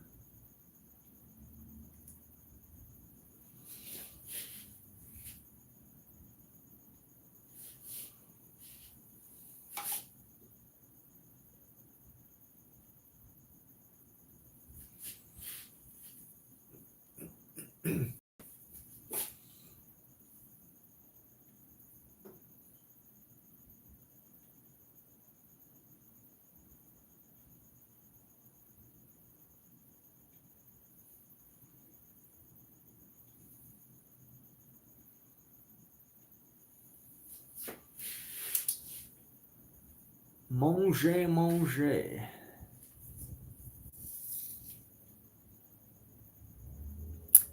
This girl looks very grumpy. Definitely compared to the actual piece. She's a lot grumpier. She looks much grumpier looking. She almost looks like a South Park character with her eyes like that. But let's see what we can do about it. You know, this is an ongoing process. It could take weeks, months. I don't know, years.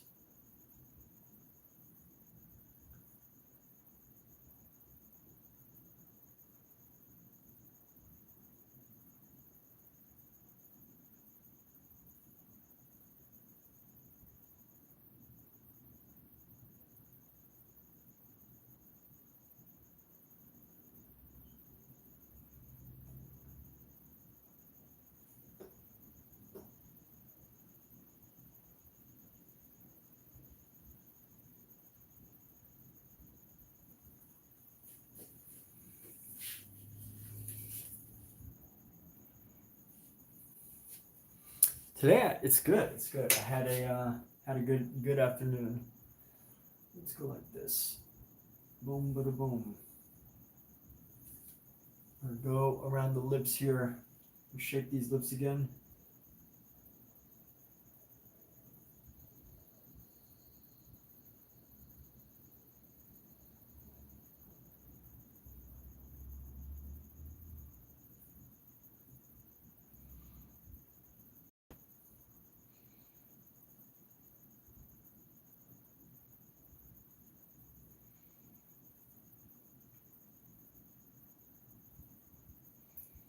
Now we're going to come down in here, create this highlight right there.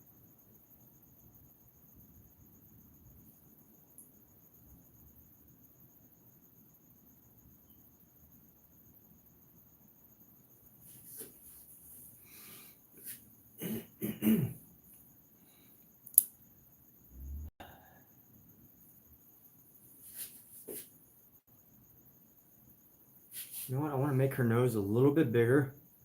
So let's work on that. Let's make her nose just a little bit bigger.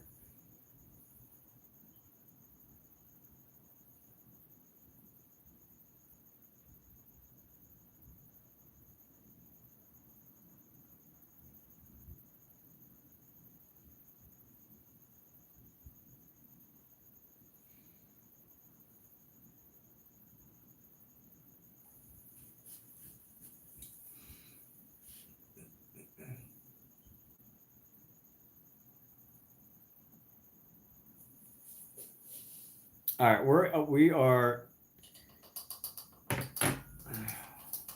I'm trying to make her face look younger. That's what I'm doing, and that's what's really creating the process that we're working on. Is my efforts to make her look just a little bit younger. I'm not, it's not about age as much as it is about me trying to capture the essence of the original painting that this is all based off of. That's my goal. Don't wear it out. That's my goal.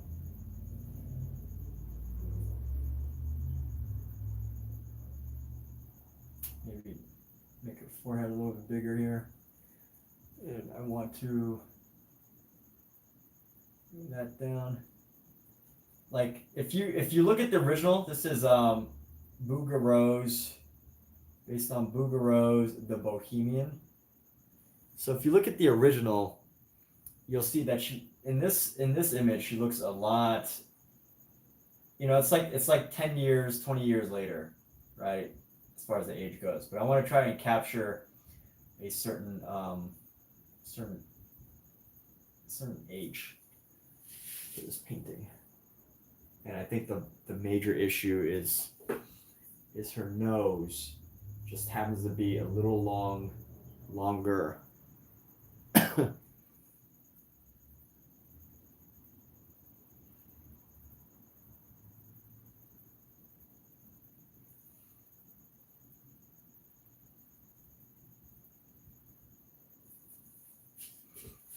let me see. Let me go just a little bit. Let's see what we can do about this nose. This is a bit pointy, a little bit too pointy here.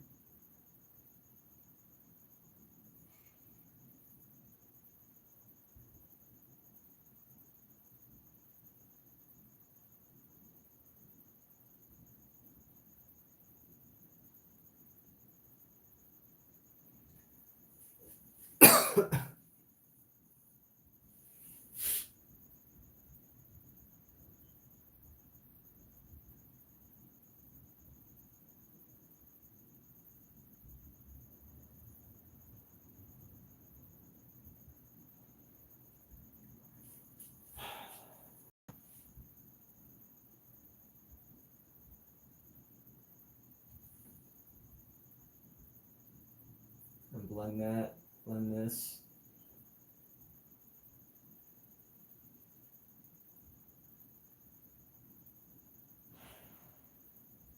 You know what, we are going to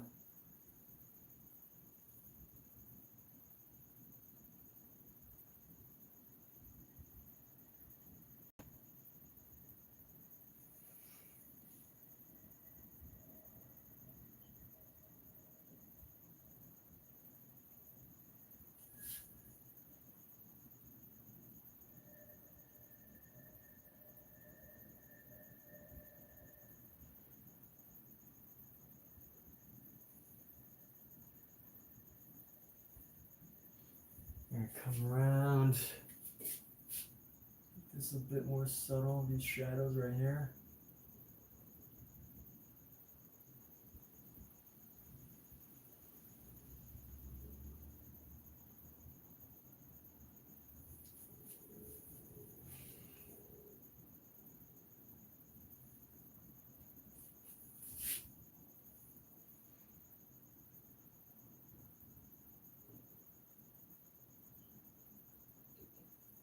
You know what? Let's work on the hands. This is where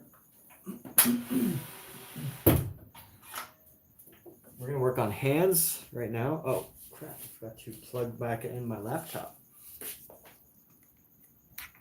Alexa, what time is it? 8:30. I asked the time and she gave me the time. Of course it answered my question. That's a goofy question, Alexa. All right. It's a very goofy question, Alexa. One day, these robots will be like, this person talked to me like I was an idiot.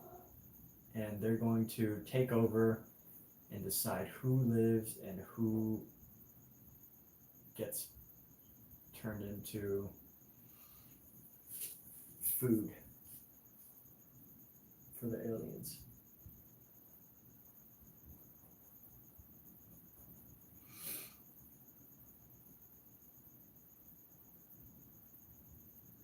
What did I just say? I just made up a whole fairy tale about AI and aliens. Okay, so we're gonna go like this.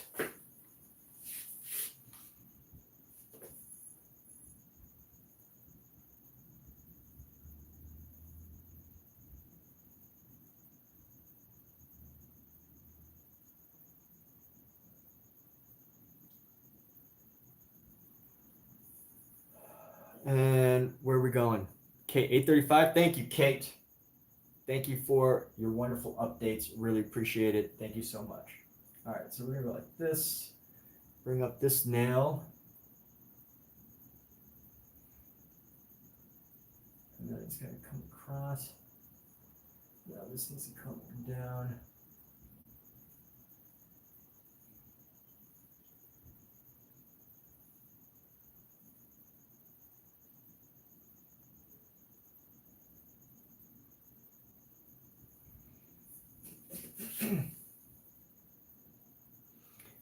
I'm just sketching out the shapes of the fingers right now.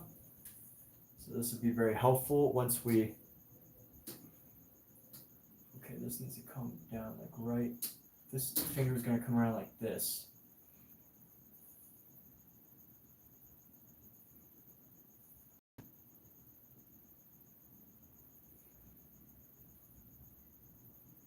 A little wider.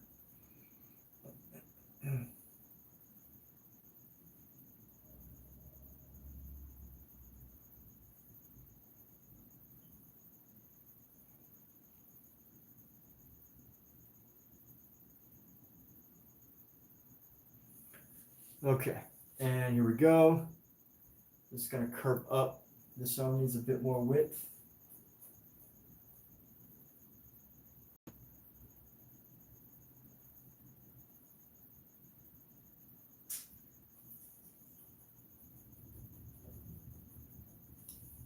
Let me establishing the shapes of the hand here, right? The fingers. Adding the highlights where I think they should go. So we got this finger right here, and then right underneath wherever that knuckle is, these knuckles should go like matched. So this knuckle should come around here. Where that knuckle is. Let me sketch that. That knuckle is going to come down. So if I draw a straight line, okay. So it's going to go like that.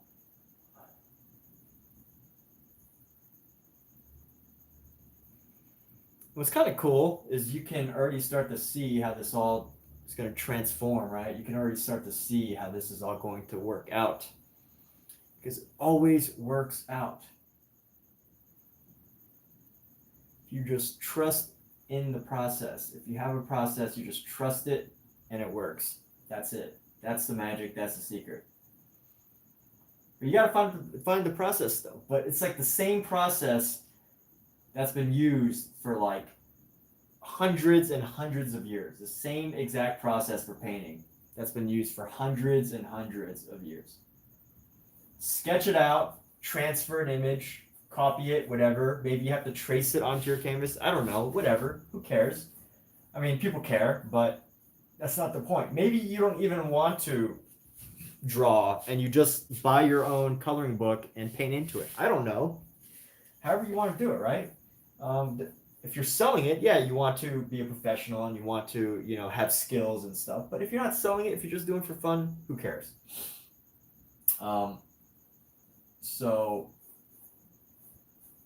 But it's the same process, right? The process is the same. You plan to sketch, unless you don't need to sketch for your style, and that's totally valid too. Plan to sketch,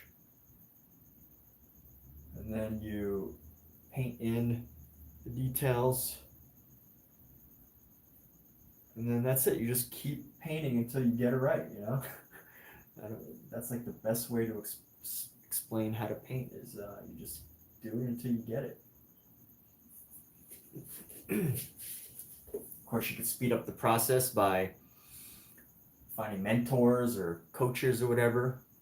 That's always a valid thing, right? Always a possibility. If you want to have mentors, you can do that. And then I'm adding all these highlights right now, but I can add some shadows as well. I should add some shadows into this hand so I can start to formulate better what exactly, you know. And I'm just pretty much freehanding this. I can't really reach it, you know. This does not work out for me. I might be able to do it like right here,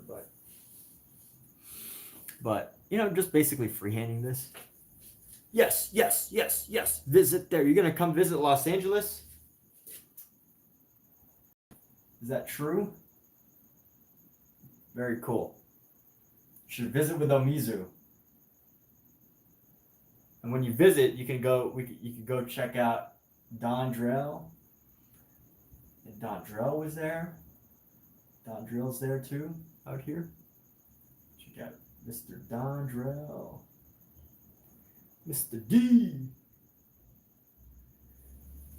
Don Drell. Artist known as Don Drell. The D's here. Alright, we're going to go like this, create a little triangle right here. Just want to start getting some of the shadows onto our piece.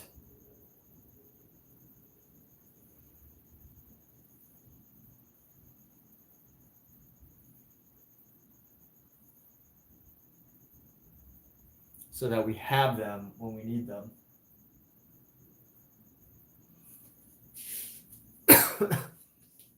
You can start to see how this is going to come together, right?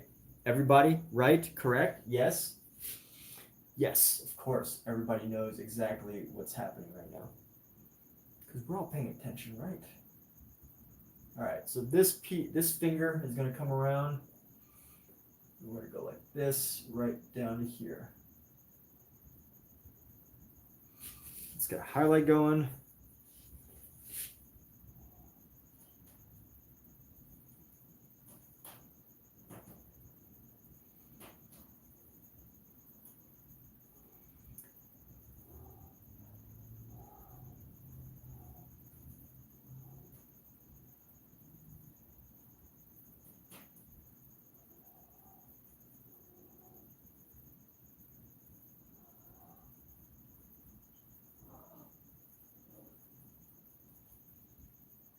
Even I'm kind of lost as to what's happening with these fingers right here, but they will work out. I promise. I know they will. I know they will work out eventually, because they always do. They look kind of crazy now, but that's the beauty of it, right? That is the beauty of painting. Is as long as you don't give up, as long as you don't quit, as long as you keep putting in the effort to work on your piece,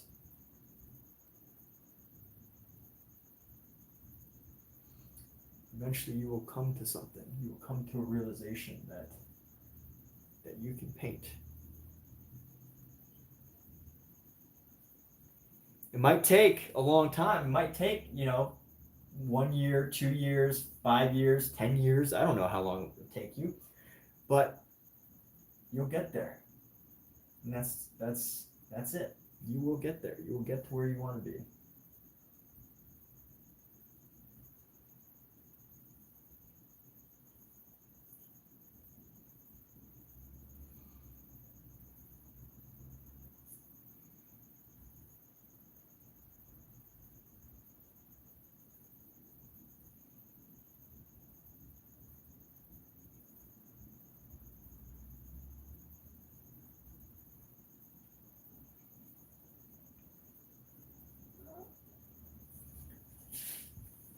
Is this looking right? What's up with this? What's up with that area right here? What's up with this? Okay, so that's got a finger, that's got a finger, finger here, finger here.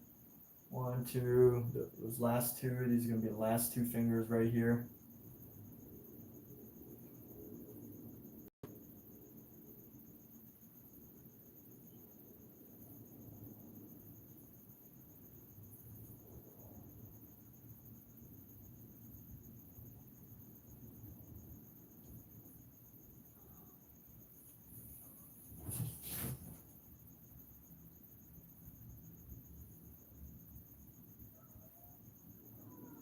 What, Pookie?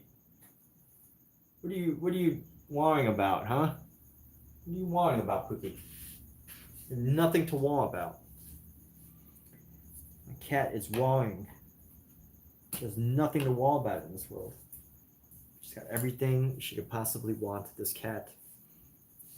No, that's not true. We could give her more. You can always give your cats more. More love, more hugs, more kisses, more attention. You can give them everything. You give them way more. All right. So let's see. Got this finger, and we're gonna paint in the shadow. The shadow that goes into these fingers right here. So we're gonna go like this.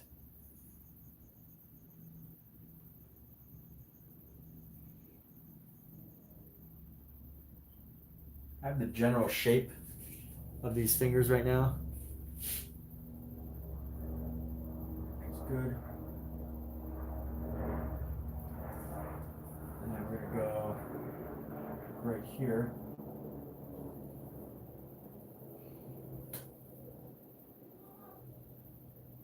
What, Pookie? Quit your wawing. The heck are you wawing about?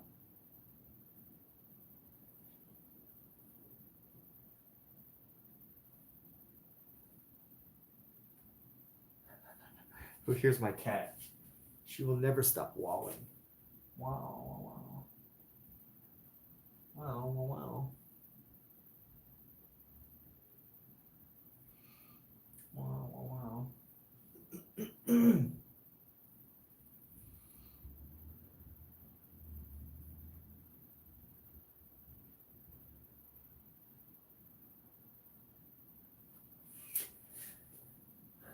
All right, so these hands are coming along. You can see how straightforward that was.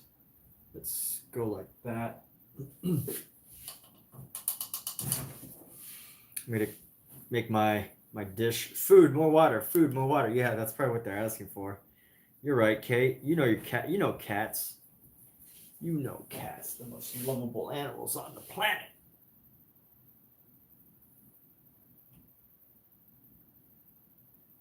Kate knows cats. Kate knows cats. Kate's cats. Okay, get.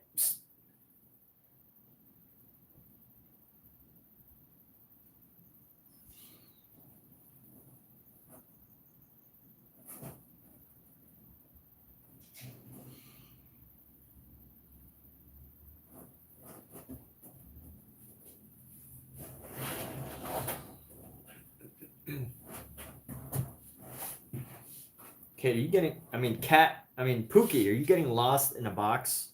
Huh? You getting lost in the boxes? These boxes are not for you to get lost in.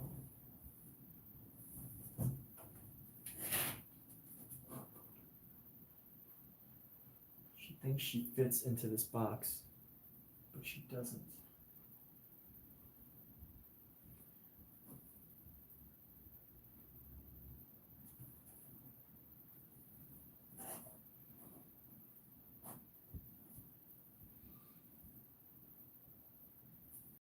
Okay, get down.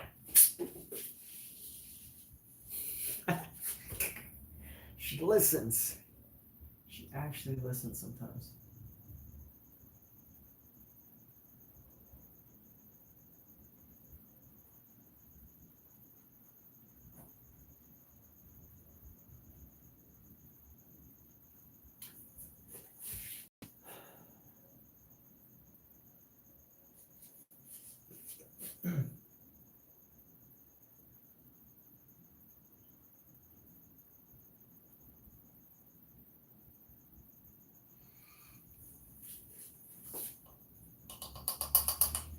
All right, let me clean off this brush.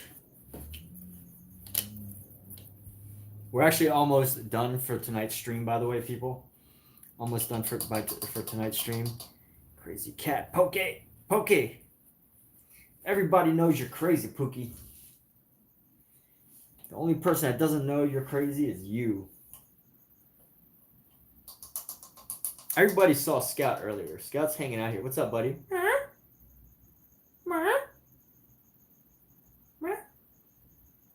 You gonna talk to me or what?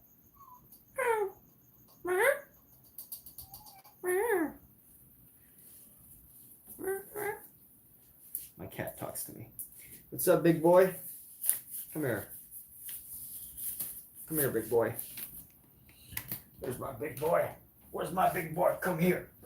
Let me give you a hug. Oh, no. All right. No hugs. Come here, dude. You gonna turn me down like that on camera? All right, let me feed you. I get it. You want some food. Fine.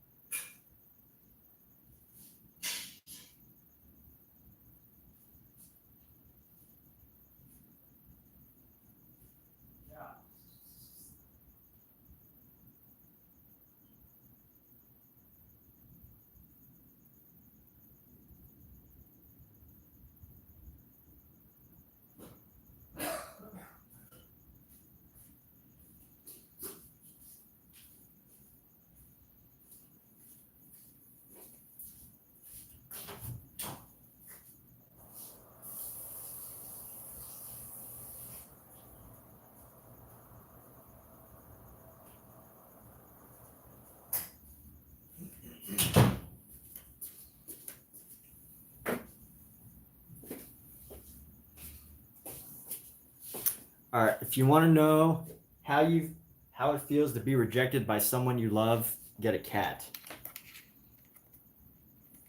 If you want to know what rejection feels like, a cat is the perfect animal to help you experience such pain and pleasure. Anyways, they've been fed, and I'm only going to be working a few more minutes on this hand. That's it. Not too much longer. There we go. We'll get this hand just a few more minutes.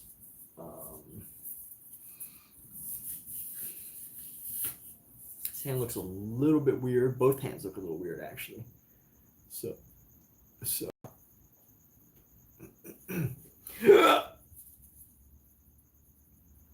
both hands look a little bit funky. So we're going to bring this down.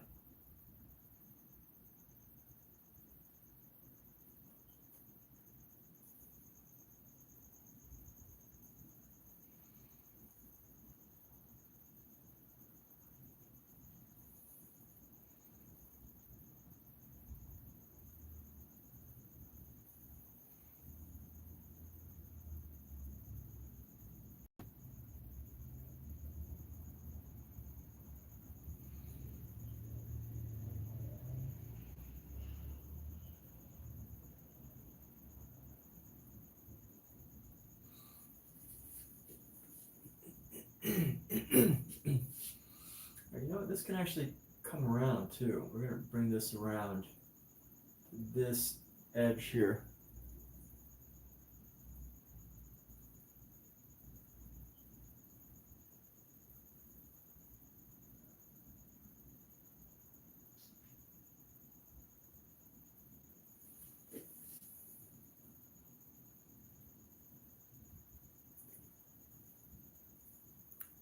Arm looks a little bit big, actually. I gotta make it feel a little bit skinnier. We could work that later, but I wanted to really just get the general gist of the hand here. Get the general idea, the hand's form and everything. I'm gonna be. If we really want to overachieve tonight, I could probably do the feet too. Should probably do the feet as well, or the legs. But let's what? What's he see? He sees something outside. That's my boy. That's my cat. Don't wear it out.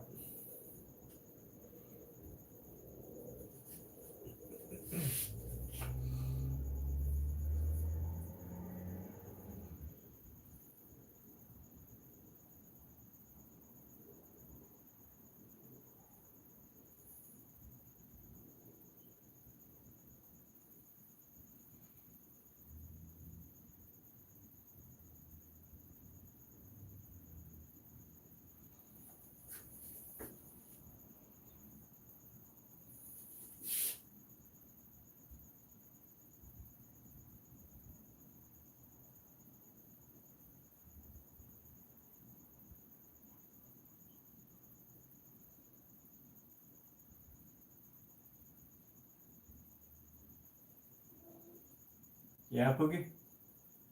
What's up, lady? What's up, little girl? What do you want, Pookie? What do you want out of your life? What do you wish for? The food had been layeth down in your golden tray. Your tray of silver. What more doth thou want from me? I can give you no more.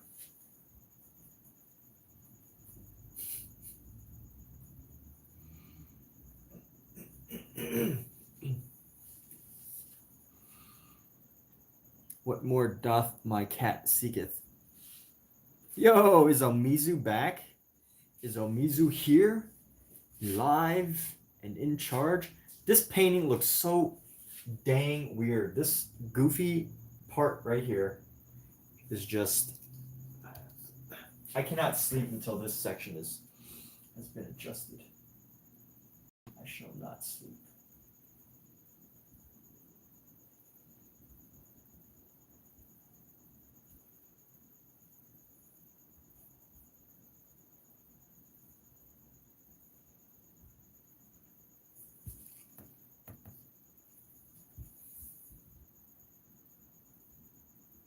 Nice.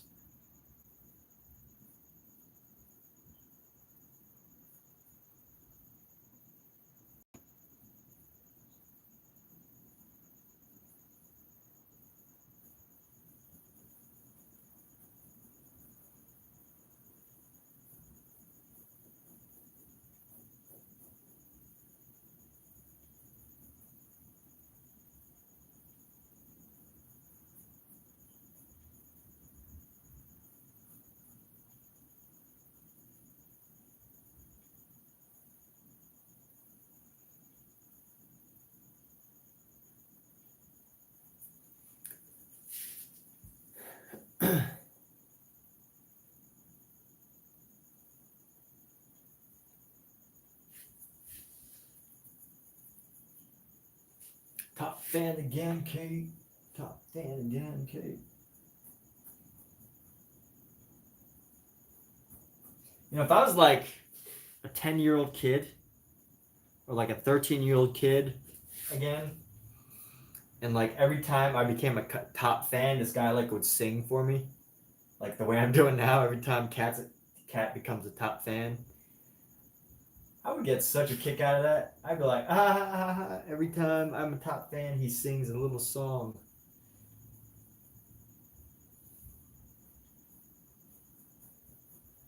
I wonder what Bob Ross would do if he had a live stream.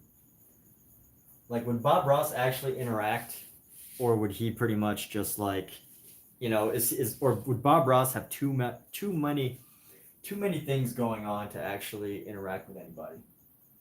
I'd like to hope that, you know, Bob Ross could, you know, is probably one of the most interactive artists you could possibly meet, but you never know. It's a whole different medium, right? Like when you're on TV versus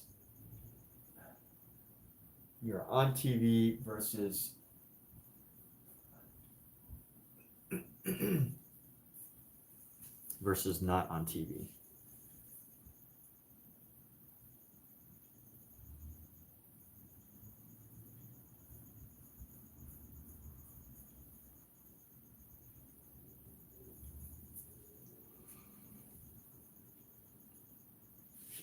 I'm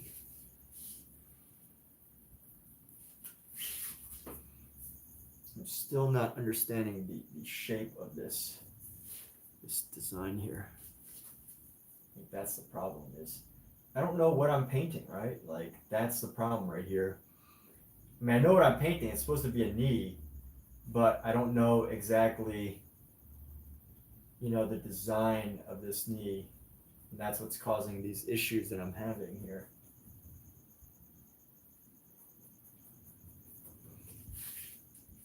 Now it's starting to look a little bit more normal, right?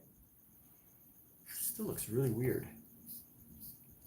What am I doing wrong?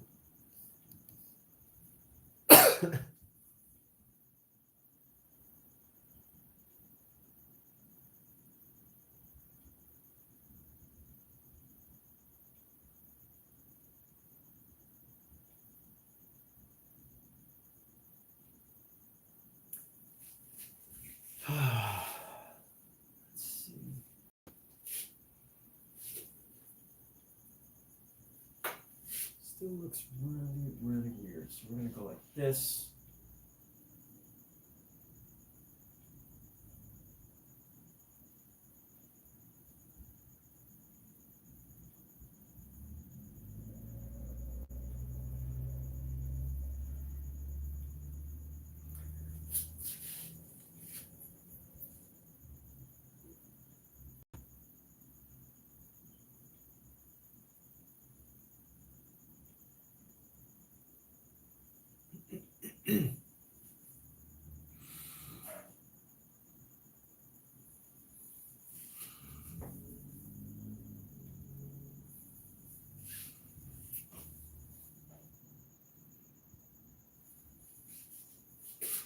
Bouguereau never did any easy body positions, for sure.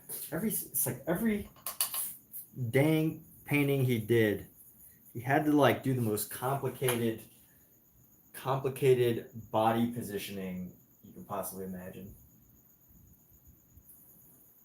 That man was always trying to flex his academicism.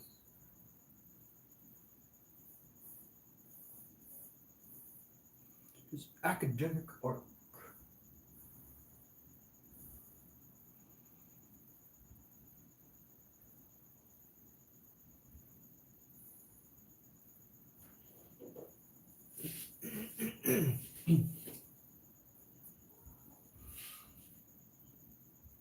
I think it's coming together now, actually. You know, after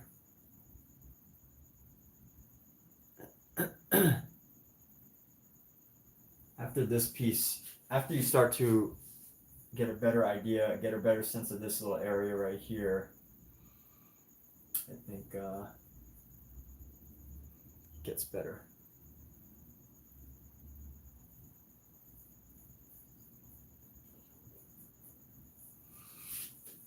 Now let me add some of these highlights here. There we go, like right here.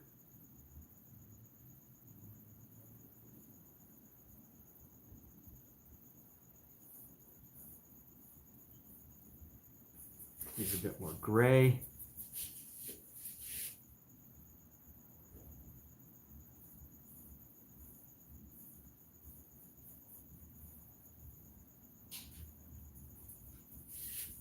Needs a bit more gray, even more right here.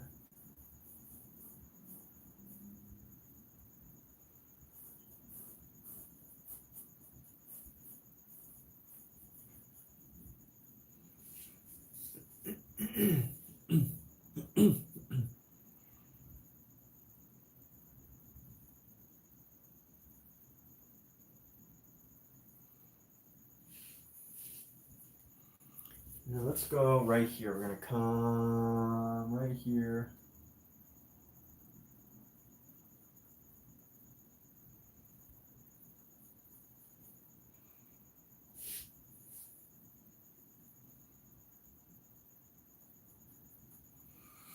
Go right there. Ah, you can't even see what I'm doing.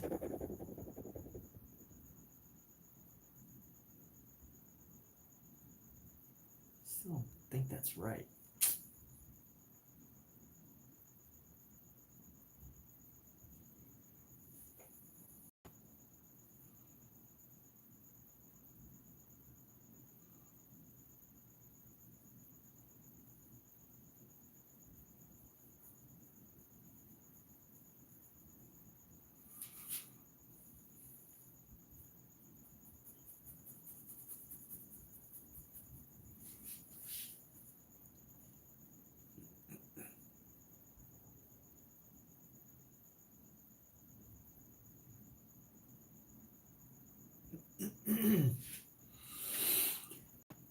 All right.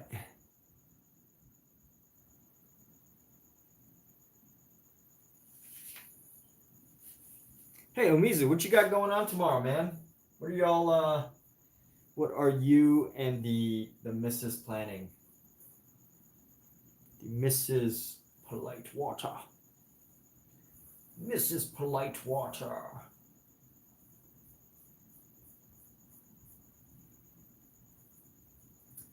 What kind of mischief are you two getting into? You mischievous two, you? You mischievous couple, you? Getting into mischief. Mischief.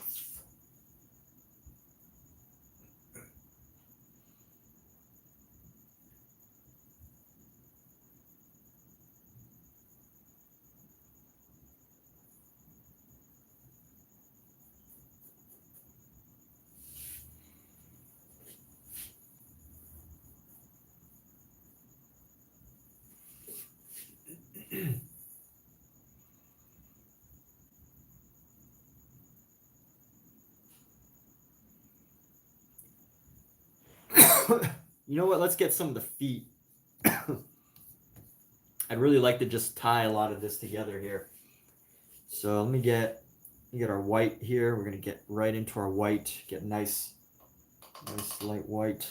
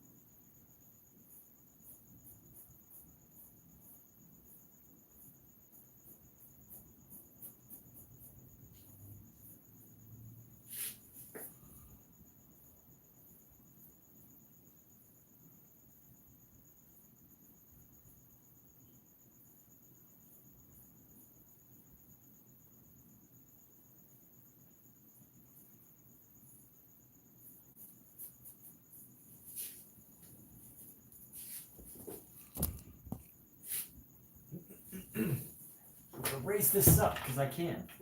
Just a little bit though. I can't raise it that high. But I could do a little bit.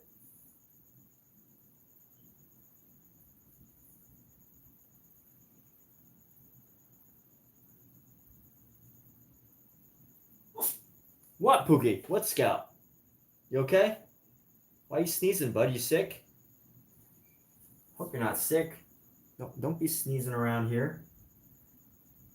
No sick cat. You don't need no sick cats around here, bud.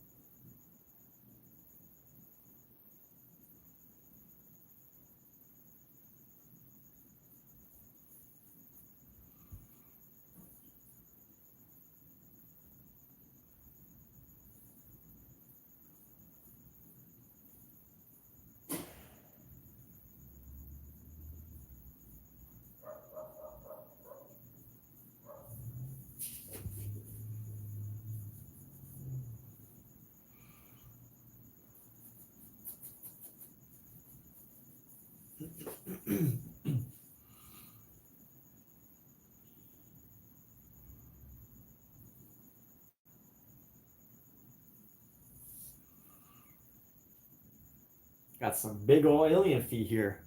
That's all right. We're gonna make this work.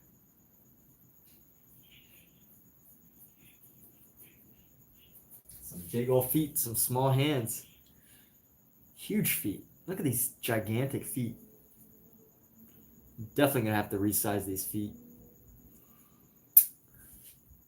I think the feet just look gigantic because of the angle, but compared to the hands, portions just are not there.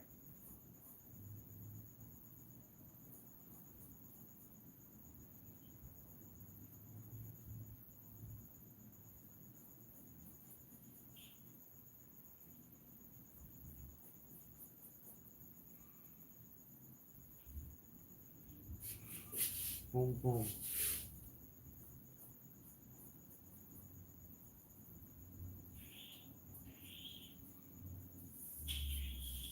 Like, I should probably check out the proportions of the hands and the feet. The hand should be about as big as the feet. So the hand right here. You know what? That's not too bad, actually. Do the feet look too big? Yeah, that front foot is a little bit of a clown foot, huh? That front foot's a little bit of a clown foot. I have to make that a bit smaller. That's definitely a clown foot. And either way, it needs to round out a bit. So let's go ahead and round it out, shall we? We're gonna go with a darker value here. Let's go with a darker value. We're just gonna round it out. So this is pretty much up at an angle and around. Up at an angle and around. We're just gonna go right here. We're just gonna cut this around here. At the third toe, no, the fifth toe. We're gonna go up to the fifth toe, but drastically.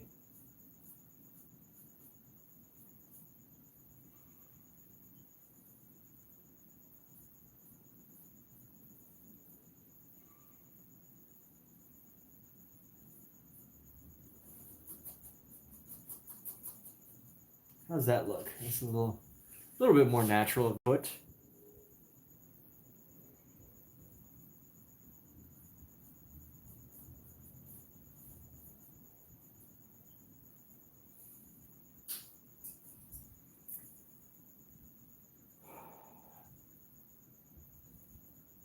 Well, we're gonna bring this toe back a little bit too.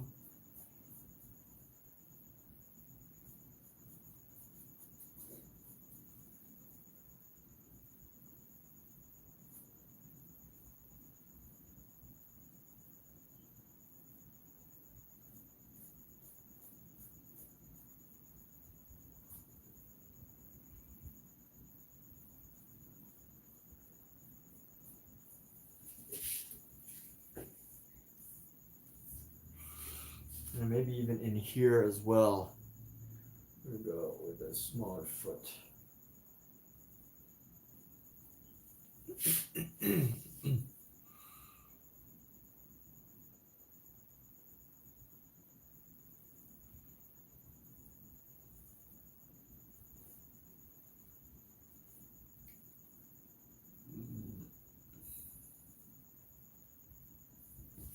No turkeys?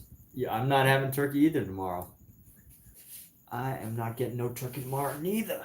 All right, right now, we're gonna call this a night because with this foot, I'm reaching some problems and my brain is not in a good problem-solving mode. I know that, you know, sometimes when you're painting, you can just keep going. You know, you just, like, that's the one thing about certain ways of painting is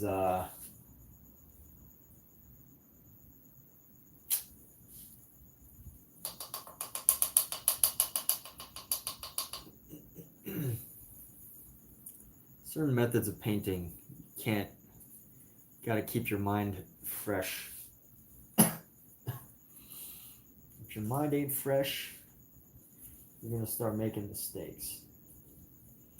Unless you like literally train yourself to do it every single day for hours and hours and extra hours. But I'm pretty much like at a point where between, you know, work and other daily activities, I could probably fit in about 2 to 3 hours of good painting every day, which I'm happy with. I said the other day, one of my biggest regrets on a day-to-day basis is not painting enough. So I'm trying to get it in like every day.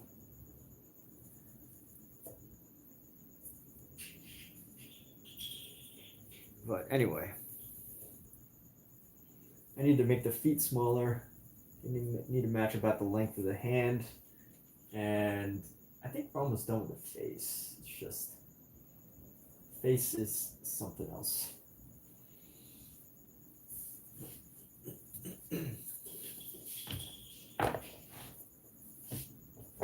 Face is something else, I tell you.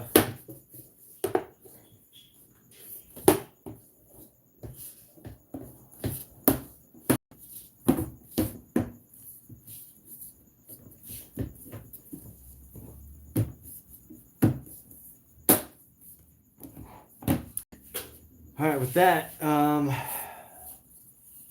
we'll be back another day. So thanks for your time, everybody, and let's chat later. Sayonara. Everybody can always comment or Instagram. That always works. Muted views, unmute rate, average view duration, click through, perfect.